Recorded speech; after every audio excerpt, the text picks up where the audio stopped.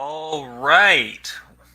Welcome to Papias, A Study by A's Philosophy.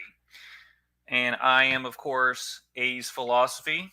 And the reason this channel is called that, because it's just my ideas about the things that I've found and investigated and researched, and hopefully can be a resource for anyone who cares to hear about it. Today, we are going to be doing a study on a very important figure in early Christianity named Papias. And I do believe I'm pronouncing that correctly to start off. But let me named Papias. Hold on, sound check. Oh, we got Samantha in the audience. Correctly to start off. So good to see you, Samantha. And anyone else who is joining in, glad to see you here. Before we jump into the study itself, I just want to say, my channel, right now I focus mainly on Christian theology and history, but I do have interests in other areas, and maybe at some point, if I'm able, we'll be able to get into those other things. But if you look through the videos on my channel, you'll see it's mostly about, Christian topics, Christian history, Christian theology, studies like that. And this is going to be like that too. Now, on my channel, there are multiple sections. There's the videos section, which is like pre-recorded videos that I've uploaded. We have the live section, which this is a live show, doing it live, and there are also the playlists. If you go to the playlists, I have a number of playlists, including open discussions I've had on the show, and also you can look at my Matt Slick reviews series, which is a lot of the videos I have uploaded on my channel are conversations I have had with Matt Slick. If you want to see my responses and analysis of those conversations, then you can go to, I've done a few review videos on them. Not on all of them, but on a few of them. So be sure to check out the playlist if you're looking at the video and you want to see kind of how I might respond to it. Go to the Matt Slick review section on the playlists or playlist, and I might have already done that, and you can kind of see how I responded to the conversation. So I just kind of wanted to do that, just as people are entering. So this is going to be a study on Papias, and I want to warn people. I thought a long time about whether I wanted to do this, because the information I'm going to present itself isn't so controversial, maybe, but the conclusions I'm going to draw from it are probably going to be very challenging and maybe even disturbing to people who have what would be considered, traditional Christian beliefs about, the Bible and how it's to be interpreted and accepted and things like that, and, Christian theory and traditions and things like that. I just want to let you know at the start that I think for your average typical Christian, some of the information here and some of the arguments I'm going to make might be seen as troubling or controversial or strange, or how could someone who considers himself a Christian believe something like that. But and we'll see what that is as we get into it. But I just wanted to let people know offhand that I do think this is going to be one of my more challenging videos as we start to get into this, just because when I look at the information before me, I do think it conflicts very much with how Christianity is currently taught. And because most people believe what is currently taught about Christianity, that means that I'm going to be challenging most people who watch this to the extent that anyone watches it. But I just want people to be aware of that. It's going to be, I think it should be, for people who can get beyond that or kind of open-minded, it might be just very interesting and informative. But we'll see how it goes. I hope that's how most people see it. I hope they just see it as, wow, I didn't know that, and now I do, so I can make a better decision. That's really my goal. It's not to shock anyone or, attack anyone's faith. It's really just to bring more information to people. So let's start off with this little PowerPoint. It's only one slide besides this one. And if there's any audio issues, if anyone's watching, please let me know. But yeah, Papias, a study.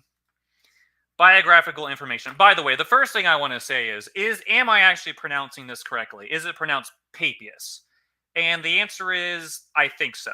I've looked into this, and apparently it can be pronounced in a number of various ways, but I think Papias is the one I heard most commonly.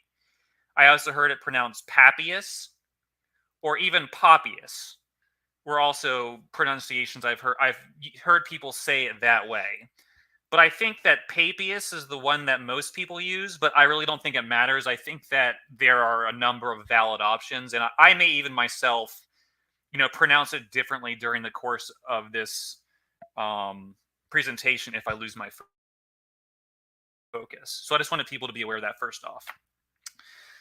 So who is Papias? A little bit of biographical information here. We're not going to spend too much time on this because we're going to be rereading this in a little bit when we get to our actual sources. Truth is, not much is known about the man Papias himself. Very few biographical data, very little, biographical information. But we can be very certain that he was a real person, and some of the information we can trust. Some of the more general information. We're going to see a little bit of that here. He was probably born around the year 60 AD and died around the year 150 AD. So these are the time frames we're looking at. I've seen, these dates will vary. We really can't be too sure. You'll see some people putting him born at 50 and dying in the 130s, or you may see people having him born a little bit later and dying a little bit later, like around the year 160, 170. We really don't know, but this is the general time frame of when he lived. Some sources say he died as a martyr. He was killed, during the persecutions of the early Christian church. But this is difficult to confirm, and the details aren't very well known. The cities of his martyrdom vary according to the sources. So this is questionable. But what's not questionable, really, what all historians accept, that he was a bishop in Hierapolis, which is a city in the Phrygia region of modern Turkey, which is basically if you know where Turkey is, it's in like the central portion of the country toward the west. Papias was a bishop in the early part of the 2nd century. So we're talking probably between the years about 100 to maybe towards the end of his life. We're talking bishop maybe 100, 110 to like 130, 140, maybe up to his death. And he wrote a 5-volume, this is what makes him important. He wrote a 5-volume work called The Oracles of the Lord. And he probably wrote this work, which we're going to learn a lot more about going forward, in the early to mid 2nd century. So we're talking maybe the year 110 to probably 140. There, in that time frame. We can't be absolutely certain, but we can be in that time frame. We can be relatively certain that it was mostly composed in that time frame, and that's obviously a very important time frame, because what this means is this was going to be one of the earliest. This is going to be a very early, complete history of Christianity within 1 century of the life of Jesus Christ himself. And we're going to look at kind of what historians think was contained in this work. And as we're going to learn, sadly, oh yeah, I mentioned it here. The work itself is completely lost. And we're going to discuss the reasons for that. And I think it should be obvious, but we'll get to that. The only thing we know about this work is what we can see from people who quote from it. The entire work itself, we have no manuscripts of it or any copies of it, but we do have it being quoted. A few things here and there being quoted in early church historians and theologians, And that's where we get the information about what this work actually said. And we're going to talk about that too. So this is what we're going to be focusing on. So we're going to move out of the PowerPoint and we're going to jump into, so this source right here, let me move over here. The source right here is ccl.org, which has just a ton of information about Christian scholars. And this work comes from Philip Schaff's The Ante-Nicene Fathers, Volume 1. And it's on this website because it's such an old work that I think it's in the public domain. So we're going to be reading from this. That's going to be the source. And we're basically, there are 10 there's an introduction, and then there are 10 fragments. Some of the fragments are pretty short. A number of them are only one sentence long, and we'll see that. So it won't take very long to go through the actual material. But the more important thing is going to be the discussion that follows. So this is an introduction to the note to the fragments. We're going to read this. We're going to read through this, and then we'll get to the fragments themselves. And then we'll do analysis on the fragments. And I really think people are going to be able to learn a lot from the little we know of Papias and his writing gives us just such amazing information. And we're going to learn about what a shame it is that this book is lost to history. And I think you're going to see how tragic it is. Because even the few fragments we have give us such incredible information. All right. We're just going to read it, and we're not going to dwell on it too long. This is just what the writer of this history of this compilation wanted to put as an introduction to the work. AD 70 to 155. So there's a lifespan that he gives to Papias. 70 to 155, thereabouts. It seems unjust to the holy man, of whose comparatively large contributions... Can you see this? Is this too small? Let me make it a little bigger. It seems unjust to the holy man, of whose comparatively large contributions to early Christian literature such mere relics have been preserved, to set them forth in these versions, unaccompanied by the copious annotations of Dr. Routh. If even such crumbs from his table are not by any means without practical value, with reference to the canon and other matters, we may well credit the testimony, though disputed, of Eusebius, that he was a learned man and well versed in the Holy Scripture. All who name poor Papias are sure to do so with an apologetic qualification of that historian, that he was of slender capacity. Nobody who attributes to him the millenarian fancies of which he was but a narrator, as if these were the characteristics rather than the blemishes of his works, can fail to accept the estimate of our author. So we're not really getting anything important right now. I'm just kind of breezing through the introduction. But more may be said when we come to the great name of Irenaeus, who seems to make himself responsible for them. Papias has the credit of association with Polycarp in the friendship of St. John himself and of others who have seen the Lord. He is said to have been a bishop of Hierapolis in Phrygia, and to have died about the same time that Polycarp suffered, but even this is questioned. So little do we know of one of whose lost books, could they be recovered, might reverse the received judgment and establish his claim to the disputed tribute, which makes him, like Apollos, an eloquent man and mighty in scriptures. Okay, not a whole lot there. It's kind of interesting. Apparently he knew Polycarp. For those of you who know who Polycarp is, a very early Christian. And he was a friend of St. John, apparently. I think.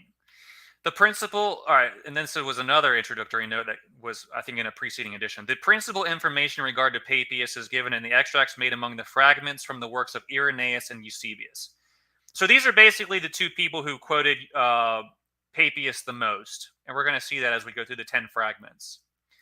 He was a bishop of the church in Hierapolis, a city of Phrygia, in the first half of the 2nd century. So the first half of the 2nd century is going to be about the year 100 to the year 150. Later writers affirm that he suffered martyrdom about 163 AD.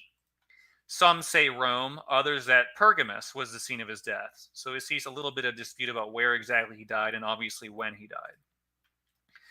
He was a hearer of the Apostle John and was on terms of intimate intercourse with many who had known the Lord and his apostles. So this is incredible. Papias personally knew the Apostle John, or heard him, and knew people who knew Jesus Christ and the apostles. So if this guy is writing a history, that means he's speaking to people who knew Jesus Christ and talked with Jesus Christ and saw Jesus Christ and who had talked to the actual apostles. That makes him incredibly important, in my opinion, because he directly knew. Dirty Varmint's in the house. Good to see you, Dirty. That means he directly knew and spoke to actual, real life apostles of Jesus Christ, the 12 apostles. Or I think he knew people who knew them. Okay, so that's still really important, though. That's still really important. So he knew people who knew Jesus Christ and the apostles. That's what I should have said. This work does not seem to have been confined to an exposition of the sayings of Christ, but to have contained much historical information. I think we're just getting an idea of how incredibly important this work is. But we'll talk a little bit more about that. Eusebius speaks of Papias as a man most learned in all things and well acquainted with the scriptures. In another passage, he describes him of small capacity. And that's typical Eusebius, just really contradicting himself and being a bad historian. But we're not really worried about Eusebius so much as we are Papias. But we have to take Eusebius a little bit seriously, or obviously we can't trust Papias either. And we'll talk about that as well. The fragments of Papias are translated from the text given in Ralph's Reliquiae Sacrae. I hope I pronounced that correctly. Volume 1. Okay, so that's the introduction. We're going to move on from the introduction because a lot of this does get repeated in the actual works. All right, so this is fragment 1. And like I said, there are 10 fragments, and this one's a little bit longer. But the first thing to note is, where does it come from? So you see these little numbers right here? These are going to be the footnotes. 1734. This fragment is found in Eusebius Historia Ecclesiastica, chapter 3. I think that's probably either verse or paragraph 39. So Eusebius is another important early Christian historian, but who came much later than Papias. Eusebius wrote one of the most famous Christian histories ever in the early 300s AD. And Eusebius was actually had access to a copy of Papias's great work, The Oracles of the Lord. And he quotes from it in his work that he composed 200 years after the time of Papias. So a lot of what we know actually does come from Eusebius, who was reading and quoting from Papias. So this is where this fragment comes from. This is what Eusebius has to say. The writings of Papias in common circulation are 5 in number, and these are called an exposition of the oracles of the Lord. Irenaeus makes mention of these as the only works written by him in the following words. And we're going to see a lot about Irenaeus too. Irenaeus lives shortly after Papias, not too longer, but some time after. Irenaeus lived about the year 200 AD. Slightly before that he was writing too. Now testimony is borne to these things in the writing by Papias, an ancient man who was a hearer of John, a friend of Polycarp, in the 4th of his books. For 5 books were composed by him. Thus wrote Irenaeus. Moreover, Papias himself in the introduction to his books makes it manifest that he was not himself a hearer or an eyewitness of the holy apostles. Which is kind of a contradiction. I guess he means all of them, because it just says here he's a hearer of John, who was an apostle. So, I mean, he probably means all 12 of them. But he tells us that he received the truths of our religion from those who were acquainted with them, the apostles, in the following words. So this is what Eusebius has written. And then he says right here, this is what Papias says. So what follows is what going to be Papias's actual words that Eusebius is quoting from. So here's what Papias actually wrote.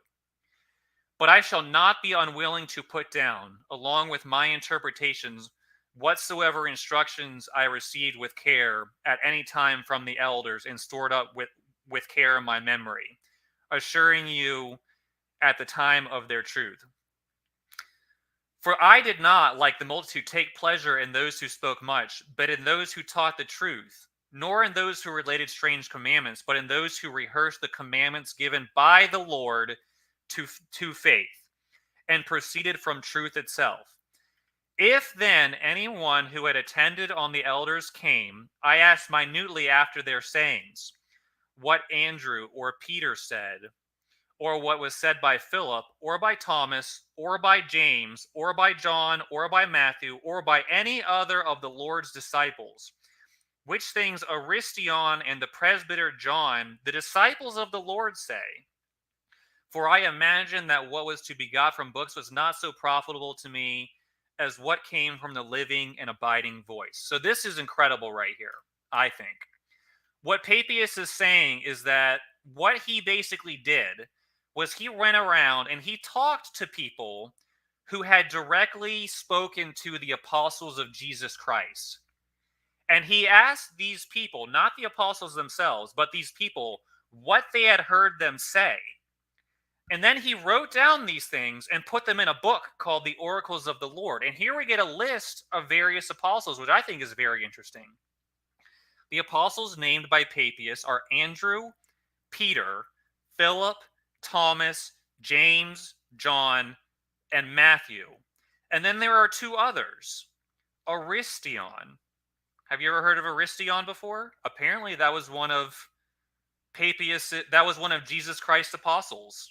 But I'm guessing most people have never heard of Aristion. And then there's another John. This is quite interesting. He's called the presbyter John, and we're going to see more about him as well. These two people, Aristion, let me get my little thing out of the way so you can actually see this. How do I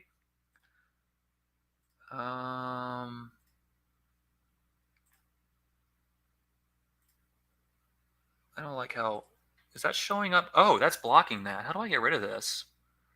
Please log in and registers. I want to get rid of this.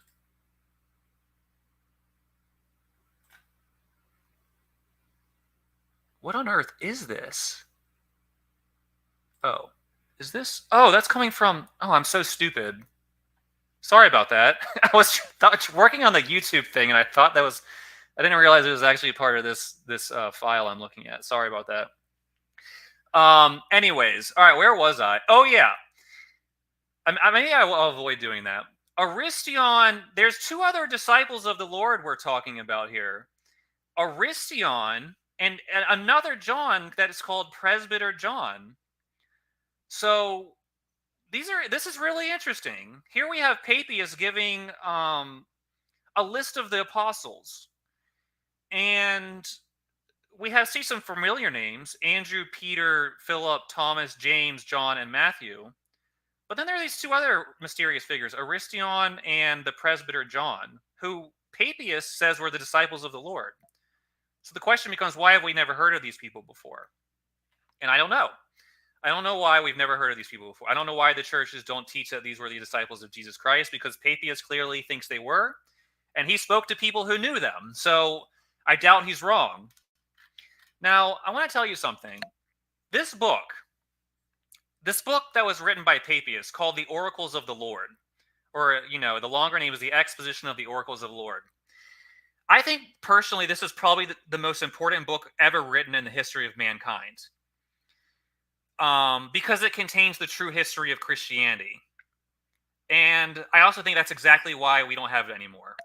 And I'll tell you what I mean by that. But first, what this person Papias did was he talked to people who personally witnessed the apostles, and he wrote everything down in the history they told him in 5 enormous volumes of this giant history of the early church.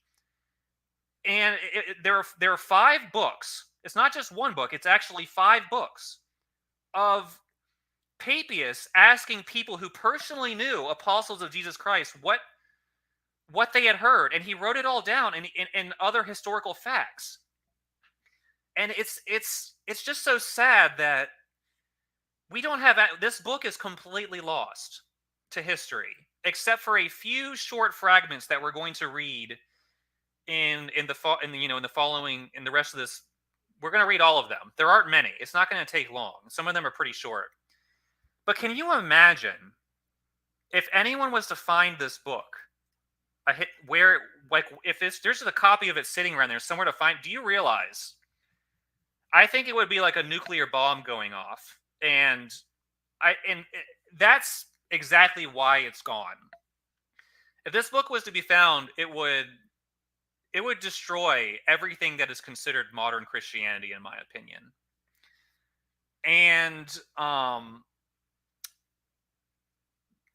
because what we have, why do you think that Eusebius has a copy of this book sitting in front of him, and he's quoting from it, and now all of a sudden after this history is written, it disappears?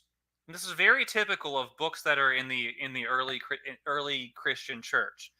A lot of really important early documents are gone, but you have them being quoted by these early Christians, and good to see you, Jamie. Thanks for your humor. But you have them being quoted, and all of a sudden they disappeared. And I want to tell you, the reason for that is because these books were destroyed by the early church. And the reason is not the early church, but what became the Catholic Church around the year 300 to 400. They started destroying what came before them. And that's when Eusebius was writing his history. Now, what's interesting is there was actually a really famous Christian theologian and historian named Adolf von Harnack. And I once saw a reputable scholar say that Harnack actually found a copy of this book in the 1800s, but that he had to basically escape a kind of like a military war that was going on in the area, and he had to leave the book behind. And when he went back, I think it was in Austria, he went back to the place in Austria where he found the oracles of the Lord, and it was gone, which is really sad because apparently there is a copy of this book out there somewhere. But we see a very common pattern where these really important early histories of Christianity are completely lost to us. And you just have to ask yourself, why aren't there any really manuscripts from like before the year 300? And the reason is because it was disposed of by people who didn't want people to know the truth about early Christianity.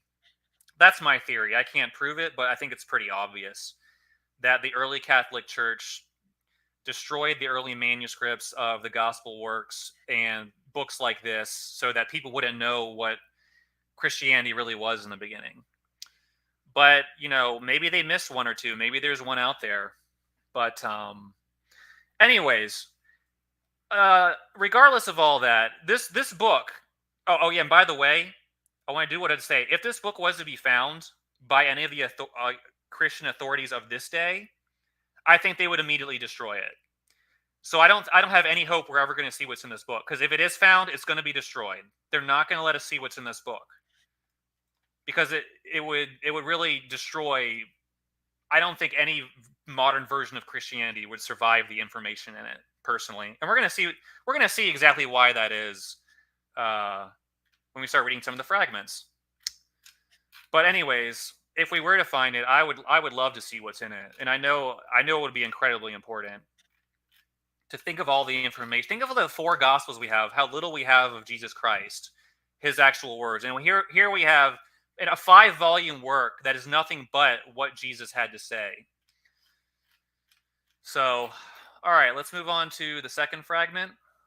Some of these fragments are not going to be important. We're not going to really focus a lot of time on them. So this is fragment number 2.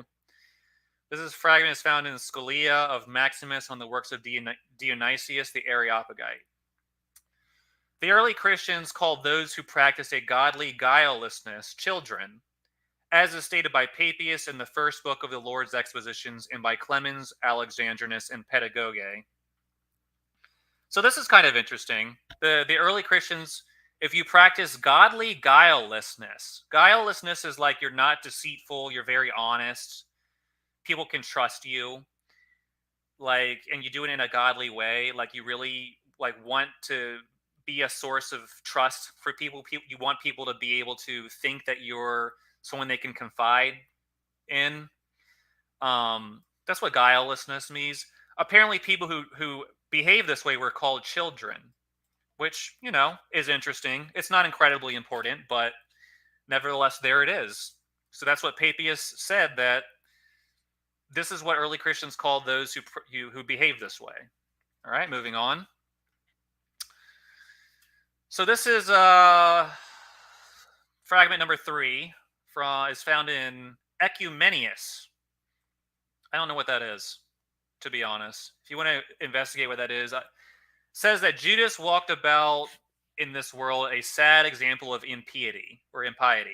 For his body having swollen to such an extent that he could not pass where a chariot could easily pass, he was crushed by the chariot so that his bowels gushed out. So this is kind of one of those alternate, history endings of Judas Iscariot, the traitor of Jesus. Papias seems to think that he had some sort of illness that made him swell up and became bloated or whatever, and that he was walking somewhere and a chariot passed by him and crushed him, and that his it's not a very pretty picture, but his bowels gushed out. So I don't know what to make of it. It's I guess it's interesting. It's again not that important to me. It's not the point.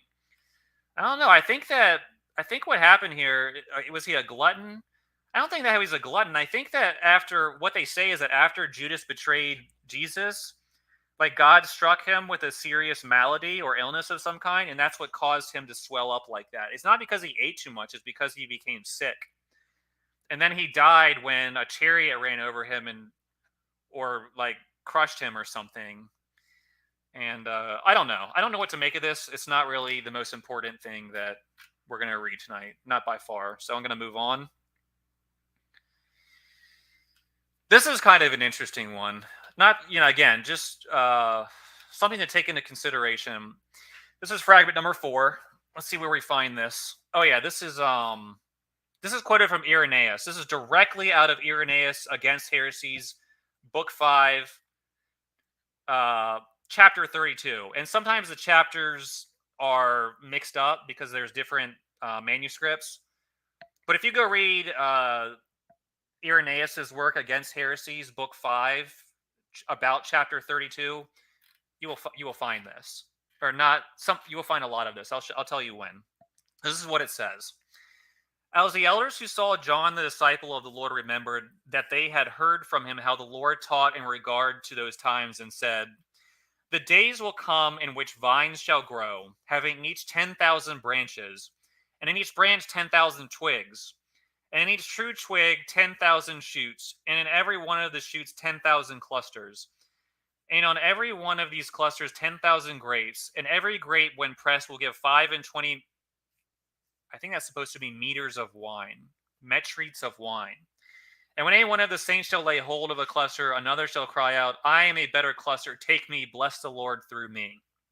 In like manner, he said that a grain of wheat would produce 10,000 ears, and that every ear would have 10,000 grains, and that every grain would yield 10,000 pounds of clear, pure, fine flour, and that apples and seeds and grass would produce in similar proportions, and that all animals, feeding then only on the productions of the earth, would become peaceful and harmonious and be in perfect subjection to man." So that's from Irenaeus. And then it says, "Testimony is borne to these things in writings by Papias, an ancient man, who was a hearer of John and a friend of Polycarp, in the 4th of his books. For 5 books were composed by him. And he added, saying, Now these things are credible to believers, and Judas the traitor, says he, not believing and asking, how shall such growth be accomplished by the Lord? The Lord said, they shall see who shall come to them. These then are the times mentioned by the prophet Isaiah, and the wolf shall lie down with the lamb. Isaiah 11:6. So what's being said here is that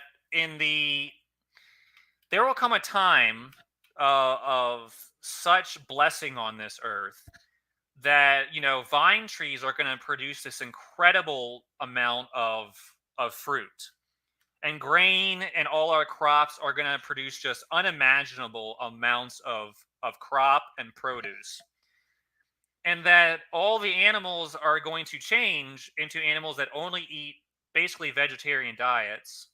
That's what it says, that animals feeding then only on the productions of the earth, which is kind of how, when people read Genesis, that's how they think animals really were before the fall.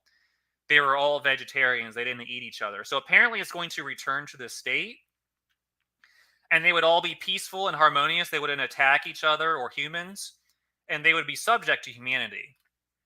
So that's a very literal interpretation of what this is saying, and maybe that's the case.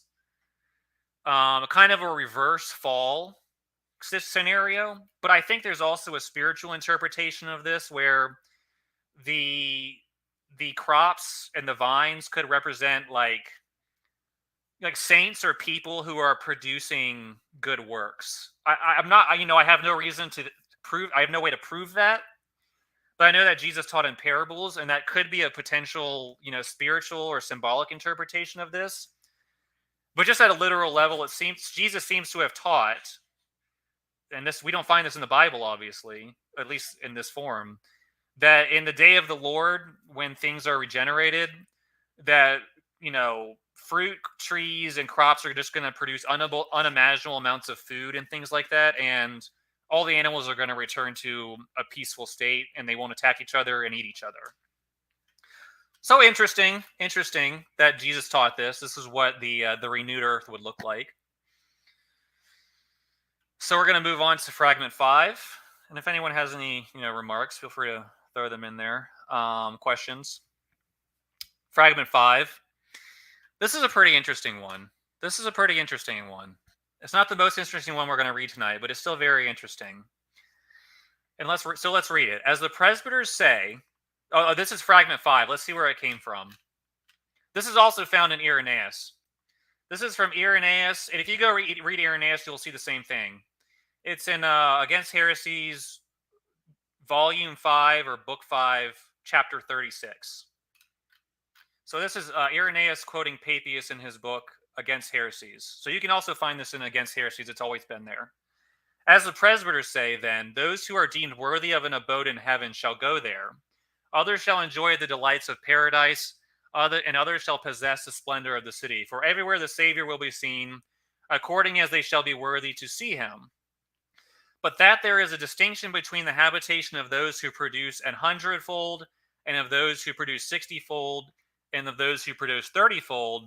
For the first will be taken up into the heavens, the second class will dwell in paradise, and the last will inhabit the city. And that on this account the Lord said, in my Father's house are many mansions.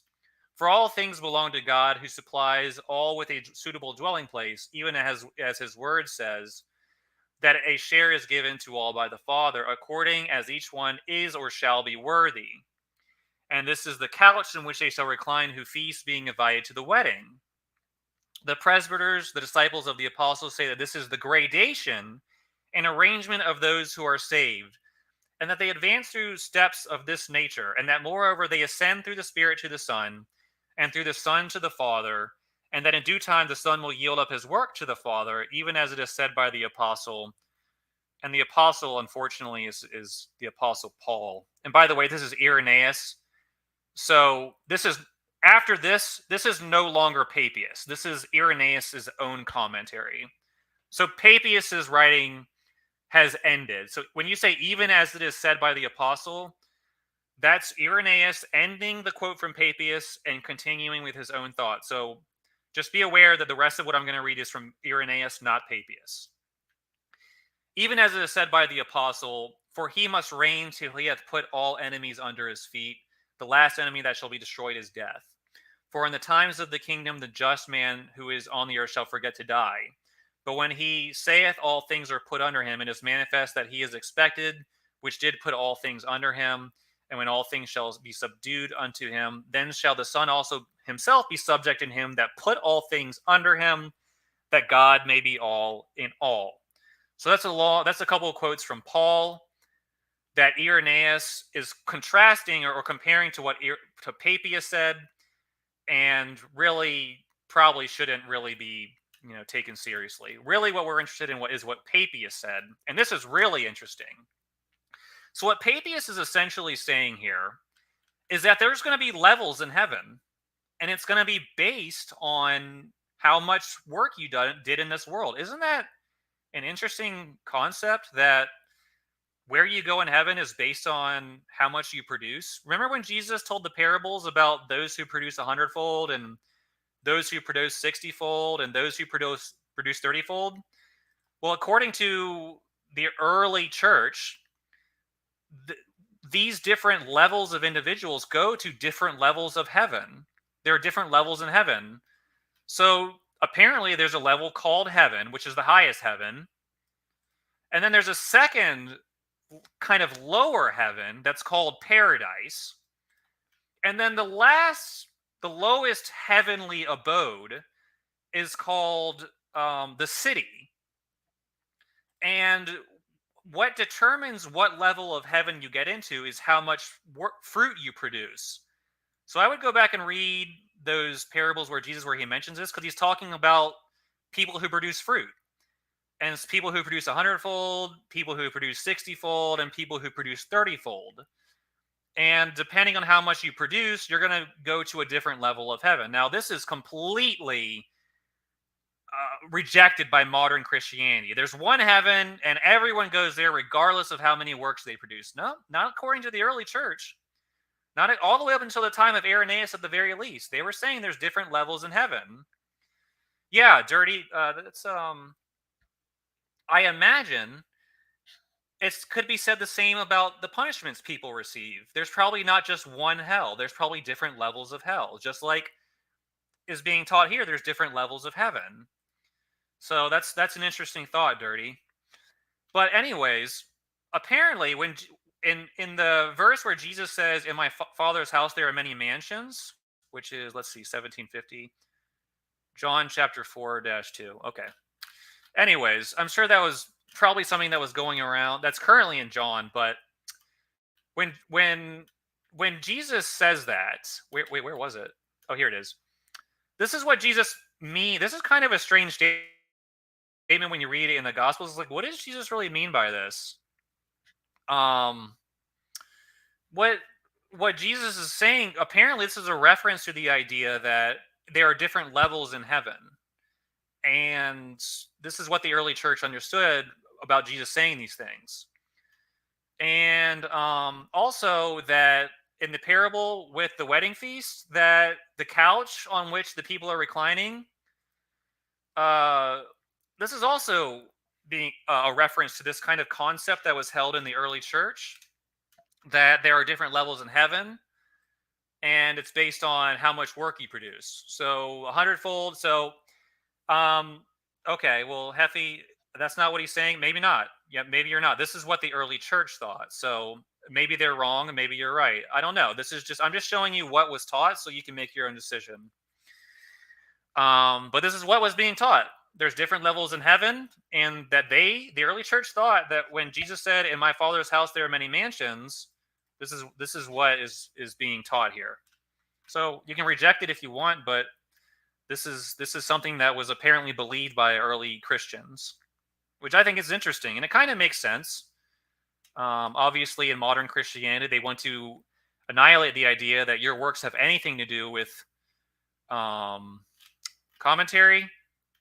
Not much. The 1748 presbyters say New Jerusalem. Yeah, it's just the kind of quotations in the Bible, and The modern churches want to tell you that your works have nothing to do with, your salvation. And I guess this doesn't directly contradict that, but Jesus often says that people will be rewarded according to uh, their works, and this is apparently what is being said here. If you don't want to believe it, then that's your right. I'm just telling you that this is what is taught here, Hefe. And what is taught, I think it's good for people to know that in early Christianity, before it was changed by the Catholic Church, they did believe in a multi-tiered heaven. And which tier you got to was based on your works and how good you were. So I'm not trying to prove any point, Hefe. I'm just trying to tell you what this is what Papias and the early Christians taught. It's not my teaching. So we're going to move on from that, something to be aware of. And we're going to move to fragment 6. Fragment 6 is by far the most important fragment we're going to look at tonight. It's a long one, and Hefe, I just read it. Who said multi-tier heaven? I just read it to you. Go back and look at the video. That's what that fragment was about. That there's a multi-tier heaven. I don't want to go back and read it because we've already moved on, and I don't want to dwell anything too long because I kind of want to get to some more important stuff stuff that's much more important in my opinion. So this is fragment 6. This right here. We're going to spend a lot of time on this. Now we're going to move on. I'm going to read it and then move on, but we're going to be coming back to this because I think this is really what I want to focus on tonight. This fragment 6, 1755.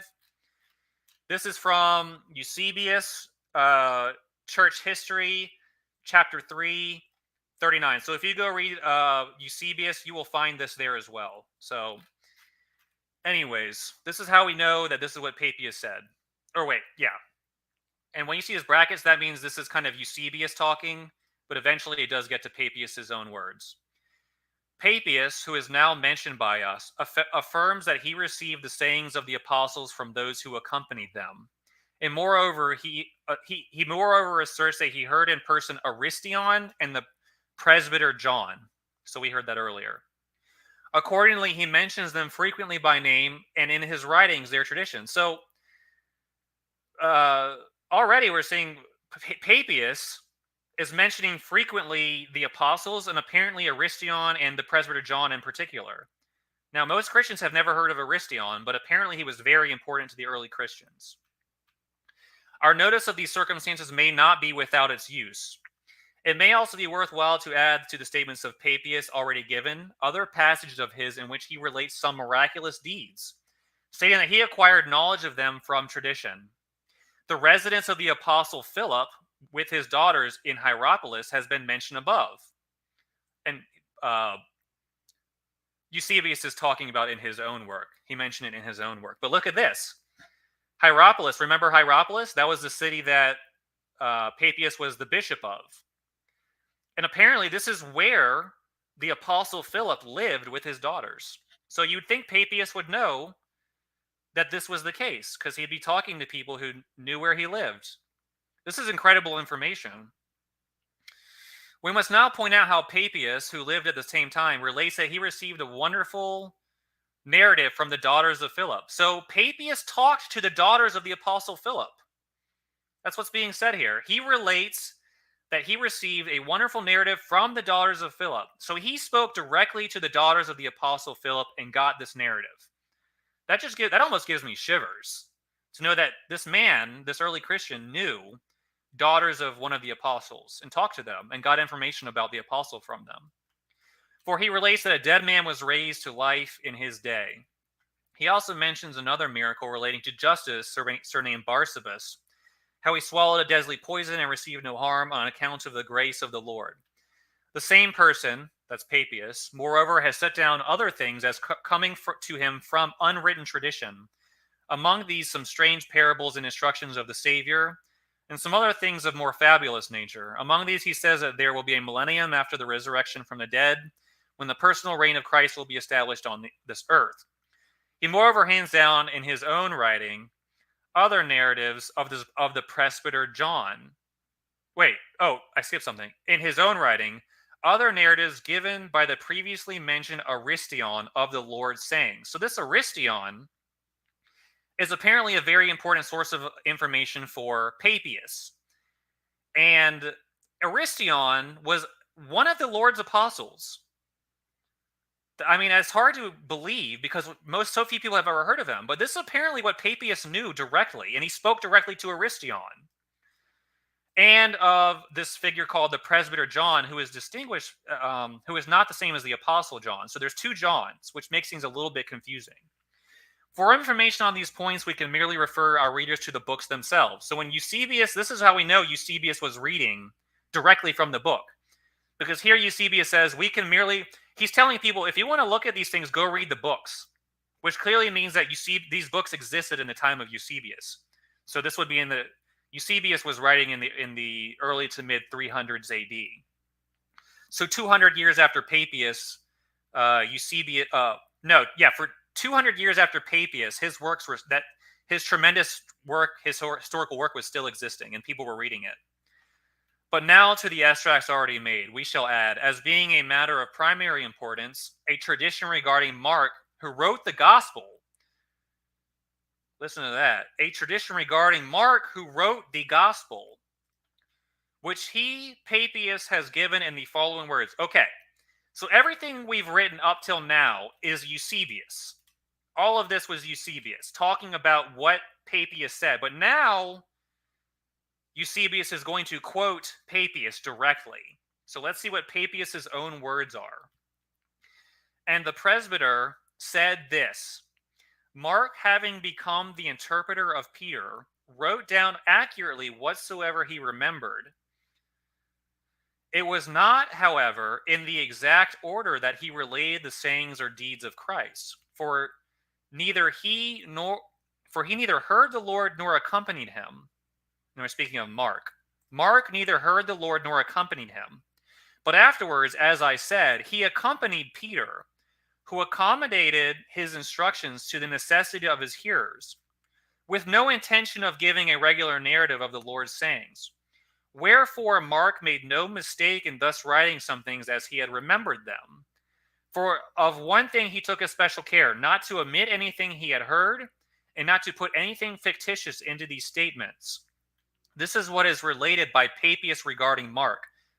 Again, the brackets mean what? This is Eusebius speaking. This is what is related by Papias regarding Mark. But with regard to Matthew, he has made the following statements. All right, we're going to get a little bit of information about Matthew from Papias now. What does it say? Matthew put together the oracles of the Lord in the Hebrew language, and each one interpreted them as best he could. The same person, back to Eusebius, talking about Papias. Papias uses proofs from the first epistle of John and from the epistle of Peter in like manner. And he also gives another story of a woman who was accused of many sins before the Lord, which is to be found in the Gospel according to the Hebrews. Wow. We're getting hit with bomb after bomb here. I don't know if you all are picking up on this, but we're going to come back. We're going to leave this fragment behind for just a few minutes, because we're going to read the fragments 7, 8, 9, and 10, which are all very short, but are also very, in my opinion, unimportant. But I want to definitely come back to this, and we're going to focus on this, and we're going to learn. I'm going to analyze all of this, and we're going to learn some incredible. There is a lot we can learn about early Christianity from this very short statement by Papias. So let's just do that. Let's just read the last few fragments. I don't really care much for them, but just so you know that they're there. And so this is from Andreas Caesarea. I don't know who that is. A bishop from the year 500.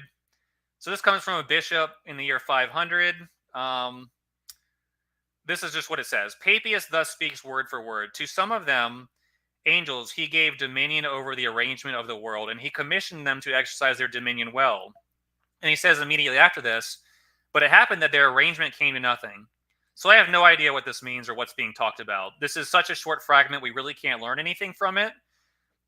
There's obviously some sort of context we don't know about, but what we can learn apparently historians know that this fragment was come from this bishop named Andreas Caesariensis, who lived around the year 500, and apparently this person had access to Papias's work. So I guess the most interesting thing from this fragment we can learn is that Papias's work still existed around the year 500.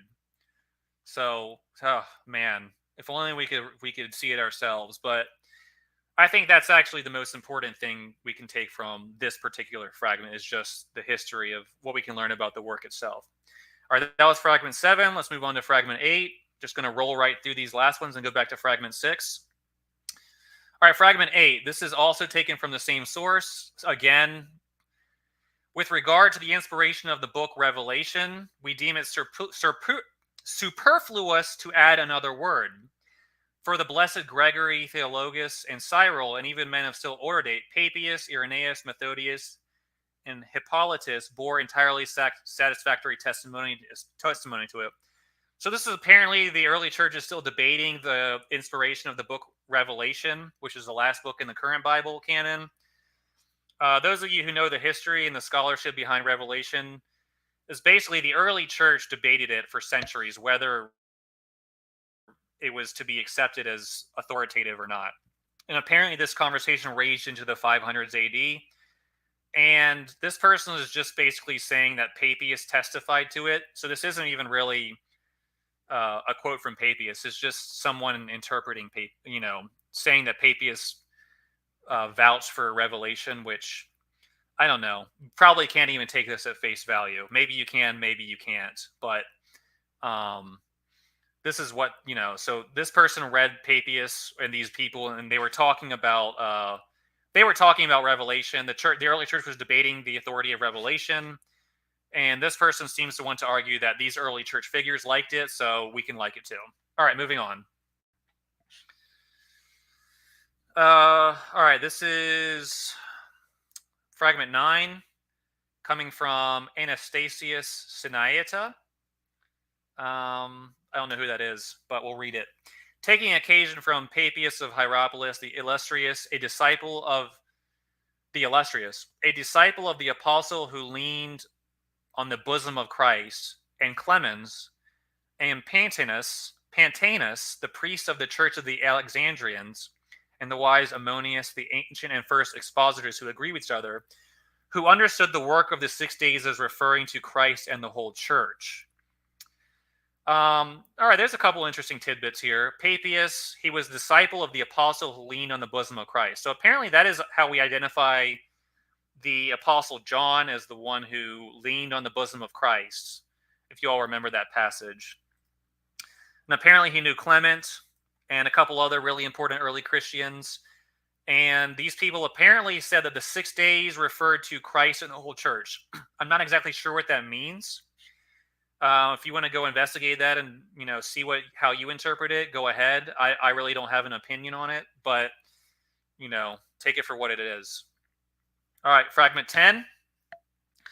This is from a fragment of a manuscript in the Bodleian Library with the inscription on the margin, Papia.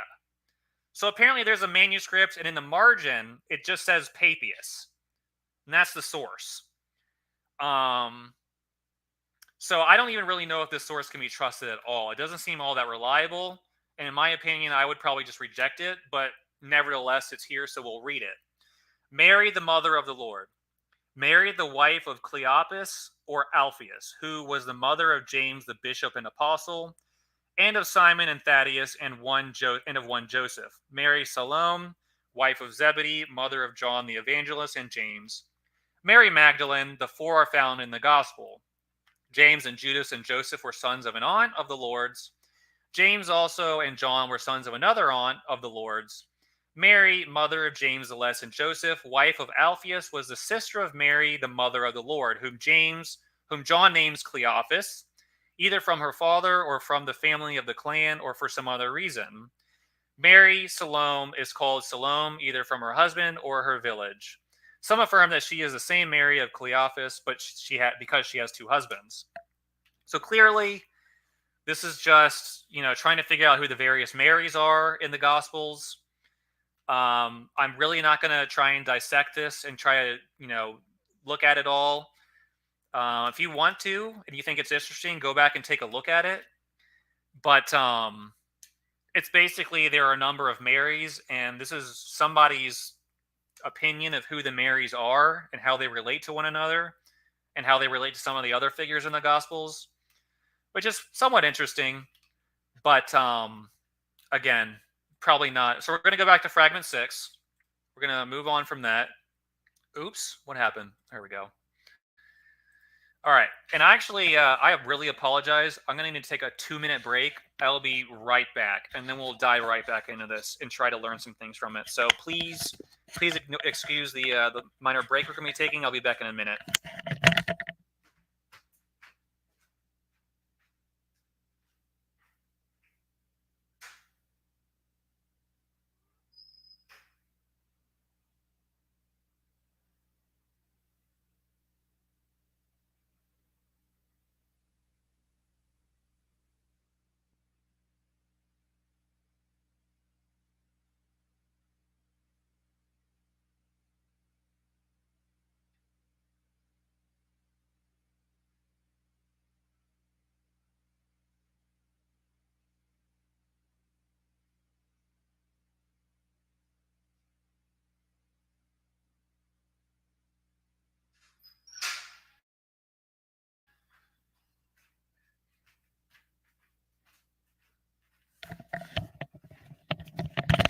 All right, we're back. We're back in action. Okay, hope I haven't lost anybody.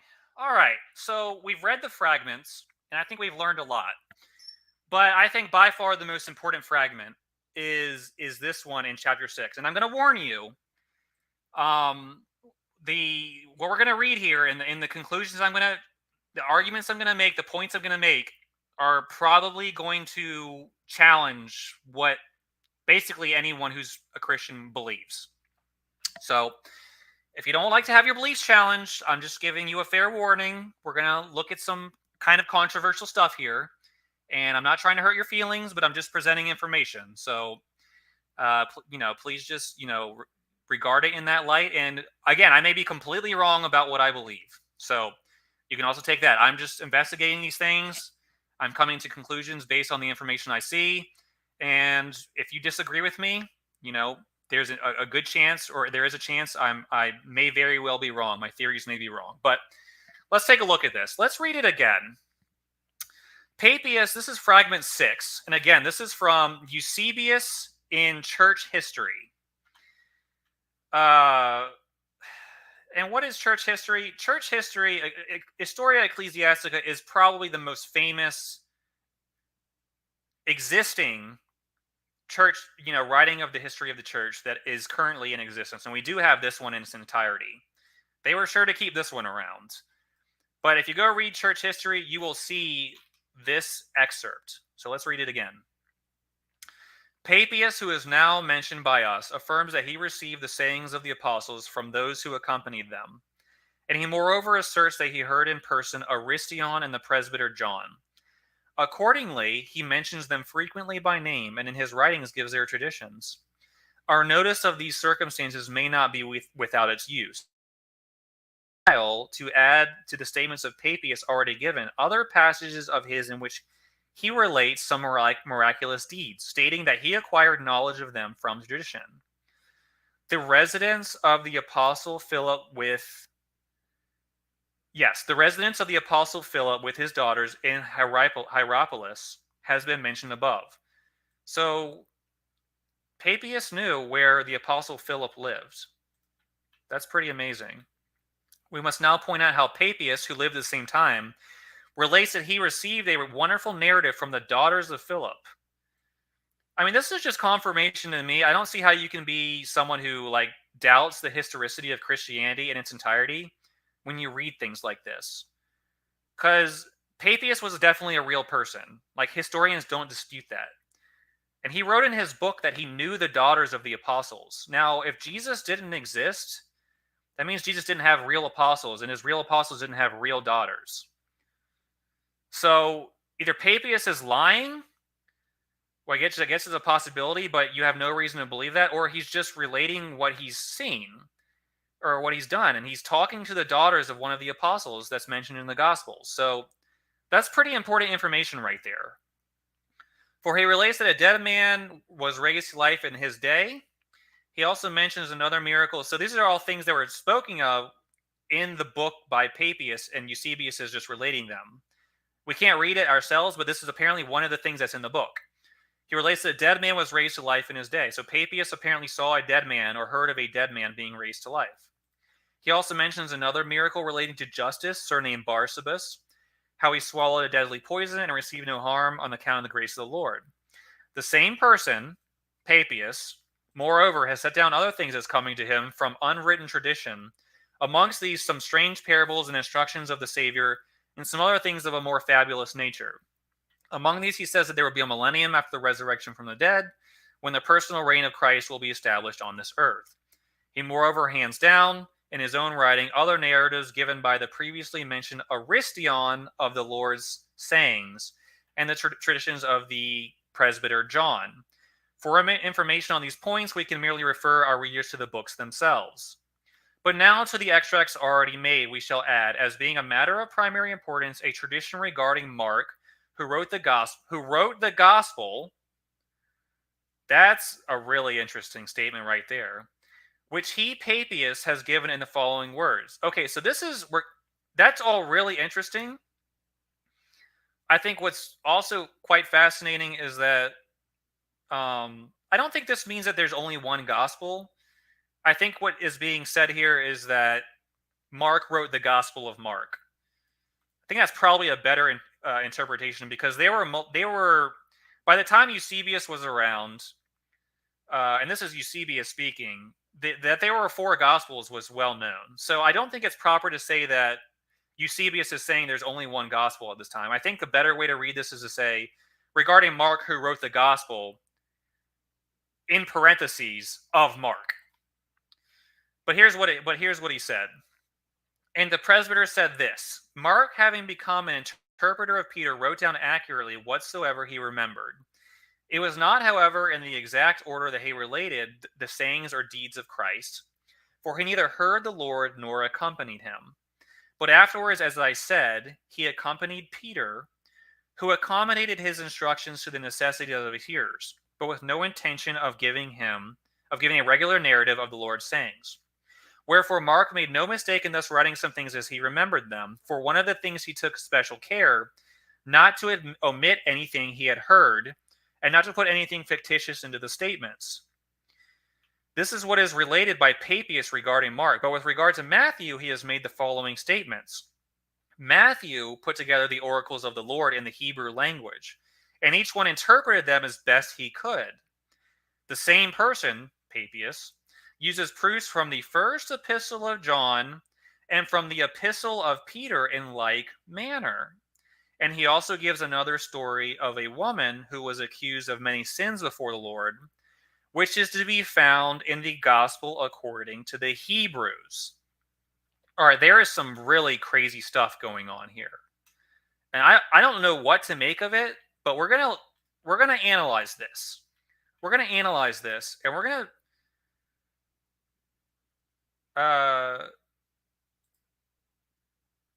yeah, exactly. Exactly. That's one of the things we learned from this, is that Mark did not write them down in an order, which explains why some things probably happen in different orders. But we're going to look at that. I don't even know where to start. Okay, the first thing, obviously, is that clearly Mark is an incredibly important figure in early Christianity, and we learn about who Mark is. Mark was an interpreter of the Apostle Peter, and Mark was accompanying Peter, and Peter was talking to audiences about teaching them about Jesus. And basically, what Mark did was he listened to Peter, and at some point, he started writing things down that Peter was saying, not in any particular order, but just, as people were asking Peter questions, Peter was probably responding to them and teaching them and saying, well, this is what Jesus said about this. And Mark, being the interpreter, was like, you know what? I'm going to write these things down. And I think, this is, obviously what we can take away from this. What that means is that a lot of what we see in the modern gospels is from this source of information. Mark following Peter around, and Peter teaching people wherever they are, and Mark writing down things that Peter said that Jesus said. So that's where we get a lot of information about the teachings of Christ, is from Mark. And if Mark hadn't done that, I can pretty much be certain we wouldn't know nearly as much about what Jesus taught, and we don't know that much. So that's pretty incredible. I think that's pretty incredible. That's really important history. All right. Let's go up. Let's, keep moving on. Matthew. What Papias said about Matthew is that Matthew put together the oracles of the Lord in the Hebrew language, and that each one interpreted them as best he could. So, this is pretty interesting.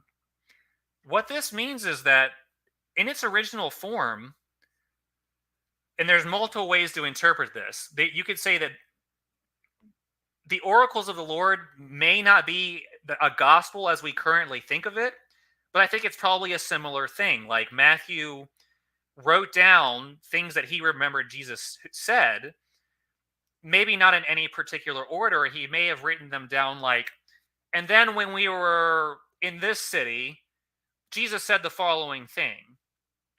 And it wasn't meant to be like a story at the time, but Matthew wrote them down. And he wrote them in Hebrew. And that's quite interesting. So the original Gospel of Matthew was, whatever form it was written in Hebrew language. And we're going to look at this too. The same person uses proofs from the first epistle of John and from the epistle of Peter in like manner. And he also gives a story of a woman who was accused of many sins before the Lord, which is to be found in the gospel according to the Hebrews. What on earth is the gospel according to the Hebrews is the question. Because you all remember the story about the woman who was accused of adultery before Jesus. What gospel is it in now? The gospel, that story is currently, let's see if anyone says it in the chat. You're allowed to, well, anyways, I'm sure you know, right now it's in the Gospel of John. So apparently that story, and scholars have debated that particular passage a long time because it's not in the early manuscripts.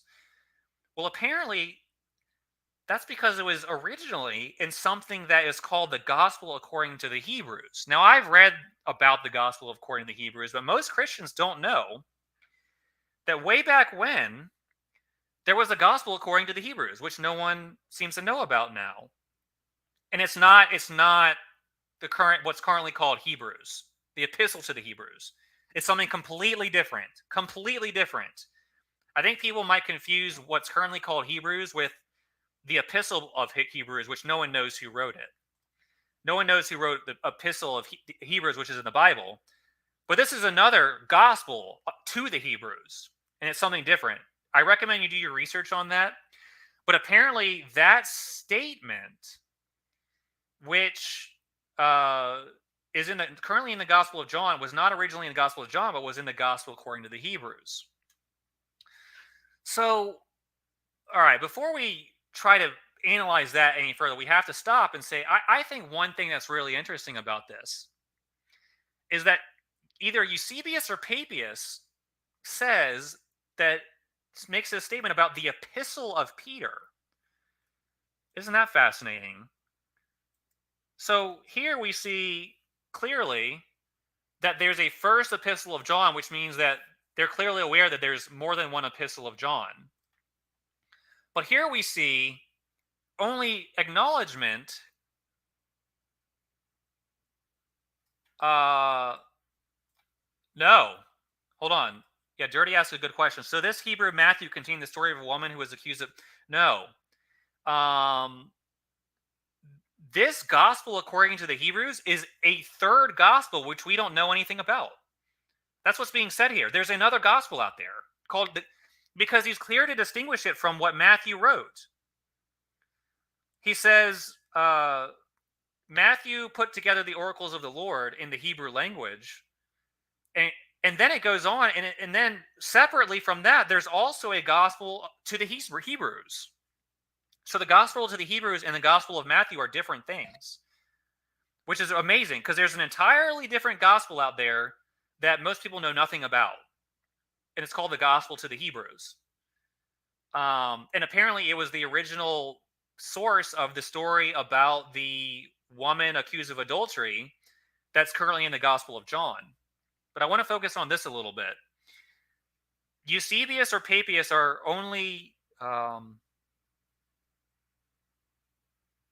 seems like he's saying Matthew... No. Okay, I see what the confusion is. When Eusebius says the same person, he's referring to Papias. See if we can...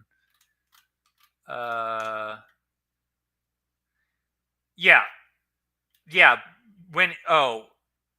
No, you're right. No, this is important to clarify because we're doing an analysis of this, Dirty. So it's important to... Yeah. So I see why there's a little bit of confusion. It's, I'm just trying to analyze this, help people understand it as best as possible. When Eusebius says the same person, he's actually referring to... I think he's actually referring to Papias. I can see because Matthew's right here, and then the next sentence it says the same person. But I think this same person is more a reference to this is what is related by Papias. So he's talking about Papias here, and he's kind of switched. It's kind of really confusing because he's switching in between the quote from... I wish I could highlight this with different colors to show you who's speaking and where. But basically, Eusebius is switching back and forth between Papias and his own insertions. So basically, all of this is Papias. And then right here, in between the brackets, we get Eusebius again. And then we get another quote from Papias. And then it switches back to Eusebius. And when it says the same person here, I'm pretty sure it's referring back to Papias. And he says that Papias uses proofs from the first epistle of John and from the epistle of Peter. So what I think what's important about this little blurb or excerpt is that they're only acknowledging there's one epistle of Peter here. And anyone who's looked at the scholarship knows that the church has wrestled over the second epistle of Peter, and really both of them. But many scholars have noted that the two epistles can't be by the same person. And apparently in the early church, only one of the epistles was recognized. And it looks like it could be all the way up until the year 300. Only one of the epistles of Peter is being recognized as legitimate. What does this mean? Well, it probably means the second epistle of Peter was written very late and got thrown into the canon. And this shouldn't be a surprise to people who know the scholarly debate over the... Oh, you think that, Dirty? Well, maybe. That's possible. But here's the problem, though. And this is kind of what I wanted to show. This is the second epistle of Peter. And this second epistle of Peter, and again, you're free to disagree with me, Dirty. Maybe you're right. Second epistle of the Peter is the one that kind of... And I know you don't agree with this interpretation, Dirty, but this is the one that kind of endorses Paul, or seems to endorse Paul, depending on how you interpret it. But let's take a look at this. When you get to 2 Peter chapter 3, verse 14, therefore, beloved, since you look for these things, be diligent to be found by him in peace, spotless, and blameless. And regard the patience of our Lord as salvation, just as our beloved brother Paul, according to the wisdom given him, wrote to you. And also in all his letters, speaking in them of these things, in which are some things hard to understand, which the untaught and unstable distort, as they do also the rest of the scriptures, to their own destruction. So this is really interesting because honestly, if you read Second Peter, this verse 14 to 17 looks like it could either be an interpolation or the entire epistle may be illegitimate. So when you read, it looks to me like verse 13 connects with verse 17, and perhaps this part about Paul was added in. Because look, it says, "But according to his promise, we are looking for new heavens and a new earth in which righteousness dwells." So let's skip over the part about Paul. "You, therefore, beloved, knowing this beforehand, be on your guard so you're not carried away by the error of unprincipled men and fall from your steadfastness." So it looks like 13 could potentially tie directly into 17, and this part about Paul may be an addition. Or I'm thinking that if we, if we're trying, may not be reading too much into what's being written here, but it looks like Papias or is only acknowledging one epistle of Peter. So take it for what it is. But anyways, let's try to summarize all of this. So I think with what's being learned here, and this is my theory, a lot of what well, okay, yeah, that's a potential interpretation, Dirty, perhaps.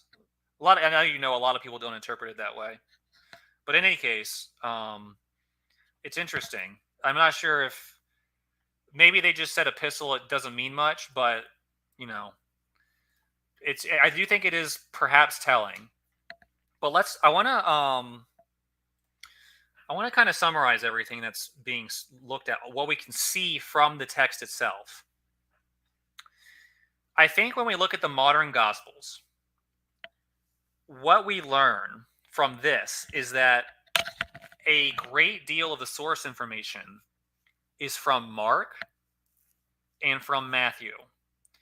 And I think most of it is probably from Mark. I think when you look at the Gospel of Mark, it's probably the things that Mark wrote taken and written into a narrative form that is called a gospel. But the sayings are from Jesus. Yeah. That that's a good question, Dirty. I've actually asked that myself. I'll give you my idea, but again, I think that itself is open to interpretation. We'll get to that.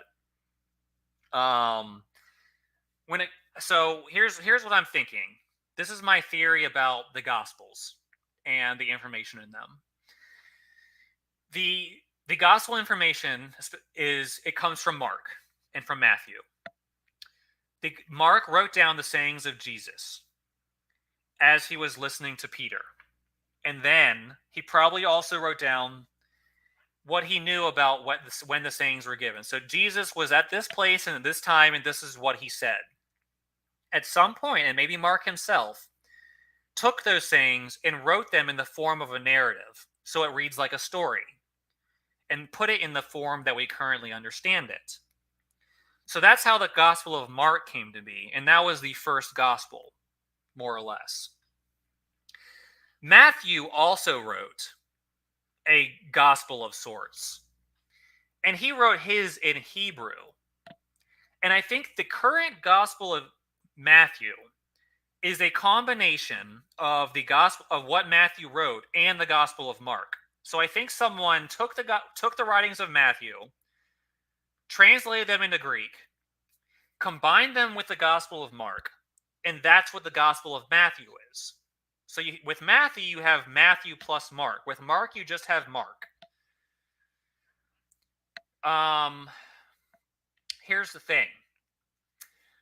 The Gospel of Matthew was originally written in Hebrew. What does it mean that each person interpreted them as best he could? I think that probably means that maybe multiple people translated it from Hebrew into Greek as best as possible, or that the sayings were difficult to understand and people were reading them and coming to the best interpretation possible. I'm not sure which is correct, but I think they're both possibilities. But in any case, Matthew wrote them in Hebrew. What's the problem with that? The problem with that is that the current Gospels of Matthew that we read in English and all the manuscripts we have are from Greek. So what this means is we actually don't have the exact original Gospel of Matthew. We have a Greek translation of it. And this is something to think about, because I think if we really want to know what Christ said exactly, the correct language would be Hebrew or Aramaic, because Jesus was, and I'm not sure how shocking this is going to be. Jesus was speaking Greek, or excuse me, Jesus was speaking Hebrew and Aramaic. So if you want to know exactly what Jesus said, the only way we'd do that if we had a transcription of what Jesus said in Hebrew, but we don't have that. And this is a little bit of a problem, because you see these people and they are arguing over the precise meaning of Greek words and phrases to figure out what Jesus was saying, and they're trying to read into it these idioms and these expressions, but they're spending their entire lives looking at the Greek. Here's the problem. I hate to say this, it's not a useless endeavor, but you can't really accomplish what they want to doing that, because with the Greek, you can't parse what Jesus said and think you can determine his exact thought process when Jesus was speaking Hebrew. And yes, Jesus was speaking Hebrew or Aramaic. I don't think anyone except people who really don't think about these things thinks Jesus was speaking Greek. Jesus probably knew Greek, but he was not teaching to Jewish audiences and speaking to them in Greek, which is how it's recorded for us and given to us in its current form. And I get tied up in this too, because sometimes I'll look at the Greek and I'll argue with someone over the meaning of a Greek word and a Greek phrase. But at the end of the day, we kind of have to recognize that can only take us so far. Does this mean we can't understand what Jesus said? No, because you can translate what's most important is what the concepts were, what Jesus' ideas were. And you can very much, translate something and get the ideas of what someone said. But what you can't do is try to read into these deep, esoteric, symbolic expressions, meanings, metaphors, and like take someone writing down what an English speaker says, and people being very familiar with English, the people listening to that person speak, and then you translate it to Spanish or some other language, and then the people analyzing the Spanish instead of the English. It's like, well, yeah, you can study the Spanish language and you can study Spanish novels and say, well, in this Spanish novel, that term is used in this way, so that must be what. Well, it's like the original language wasn't Spanish, it was English. And if you want to know how the idea might have been conceived, you have to read the English. The same thing with Jesus. Like the people who spend their entire lives like dissecting the Greek and trying to feel like they can understand Jesus' exact thought process from the Greek, I'm really not sure I agree with that. Now, it doesn't mean that we have to reject what we see. No, what we see can very well be an accurate understanding of what Jesus taught. Just we don't know what Jesus' exact words were, and we can't discern his exact thought process because we don't have the record in his own language.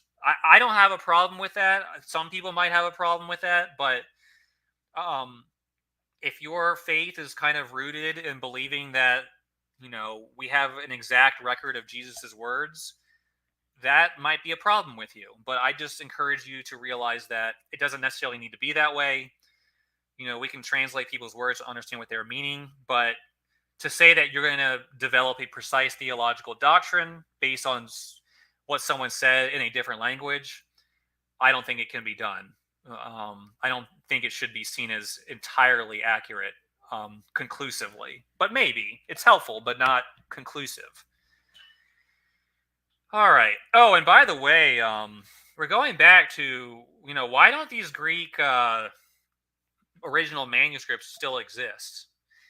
There was a very famous early Christian translator named Jerome, and he lived in the year 400. And we know that the Hebrew version of Matthew still existed at that time. Do you know why? Because Jerome was reading it, and he said that's how he translated the Latin Vulgate. Jerome is actually the one who created and translated the Latin Vulgate, which the Catholic Church used for its services for thousands of years. And it was the language of Christianity for 1,000 years. The Latin Vulgate was the Bible that Jerome translated. Jerome said in his notes that he translated from the Hebrew version of Matthew. And it's one of those things where it's like, well, why doesn't the Hebrew version of Matthew exist anymore? And I think the answer, well, in my opinion, the answer is because it was destroyed by the Catholic Church, who didn't want people to see the original. I think Jerome translated it, and then when he was done with it, he was like, we've made some changes here. There's some, quote, heretical doctrine in there. Yeah, we're going to keep up my translation, which has the necessary amendments, and we're going to get rid of, the evidence. And I think that happened a lot, sadly, to a lot of that. There's so much evidence that this took place, that the early Catholic Church was doing this. Jesus, the Catholic Church very much changed Christianity. And at that time, it wasn't even called the Catholic Church. It was just these early, I would call it like the pre-Catholic Church, or the initiation, or the founding Catholic Church, because the Catholic Church did change a lot over time. But even in that beginning phase, I think they knew that they had changed a lot of things. And they couldn't allow these early source texts to exist and also have people believe what they wanted to believe. So what did they do? They just got rid of the original manuscripts. And I think the reason we don't have these original manuscripts is because of the, unfortunately, very evil actions of the early Catholic Church, including Jerome, but also a number of others. They wanted to inject ideas like the Trinity in there, and they wanted to delete some of the things that these Christians were saying about the teachings of Jesus, which conflicted with their theology. And I'm sure that these early documents did conflict with their theology because they added so much. I can't get into it all right now, but just a kind of an aside there.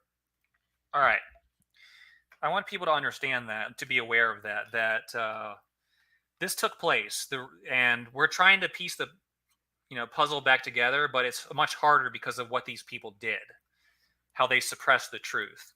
People need to be aware of that Christianity was very much changed during this time frame.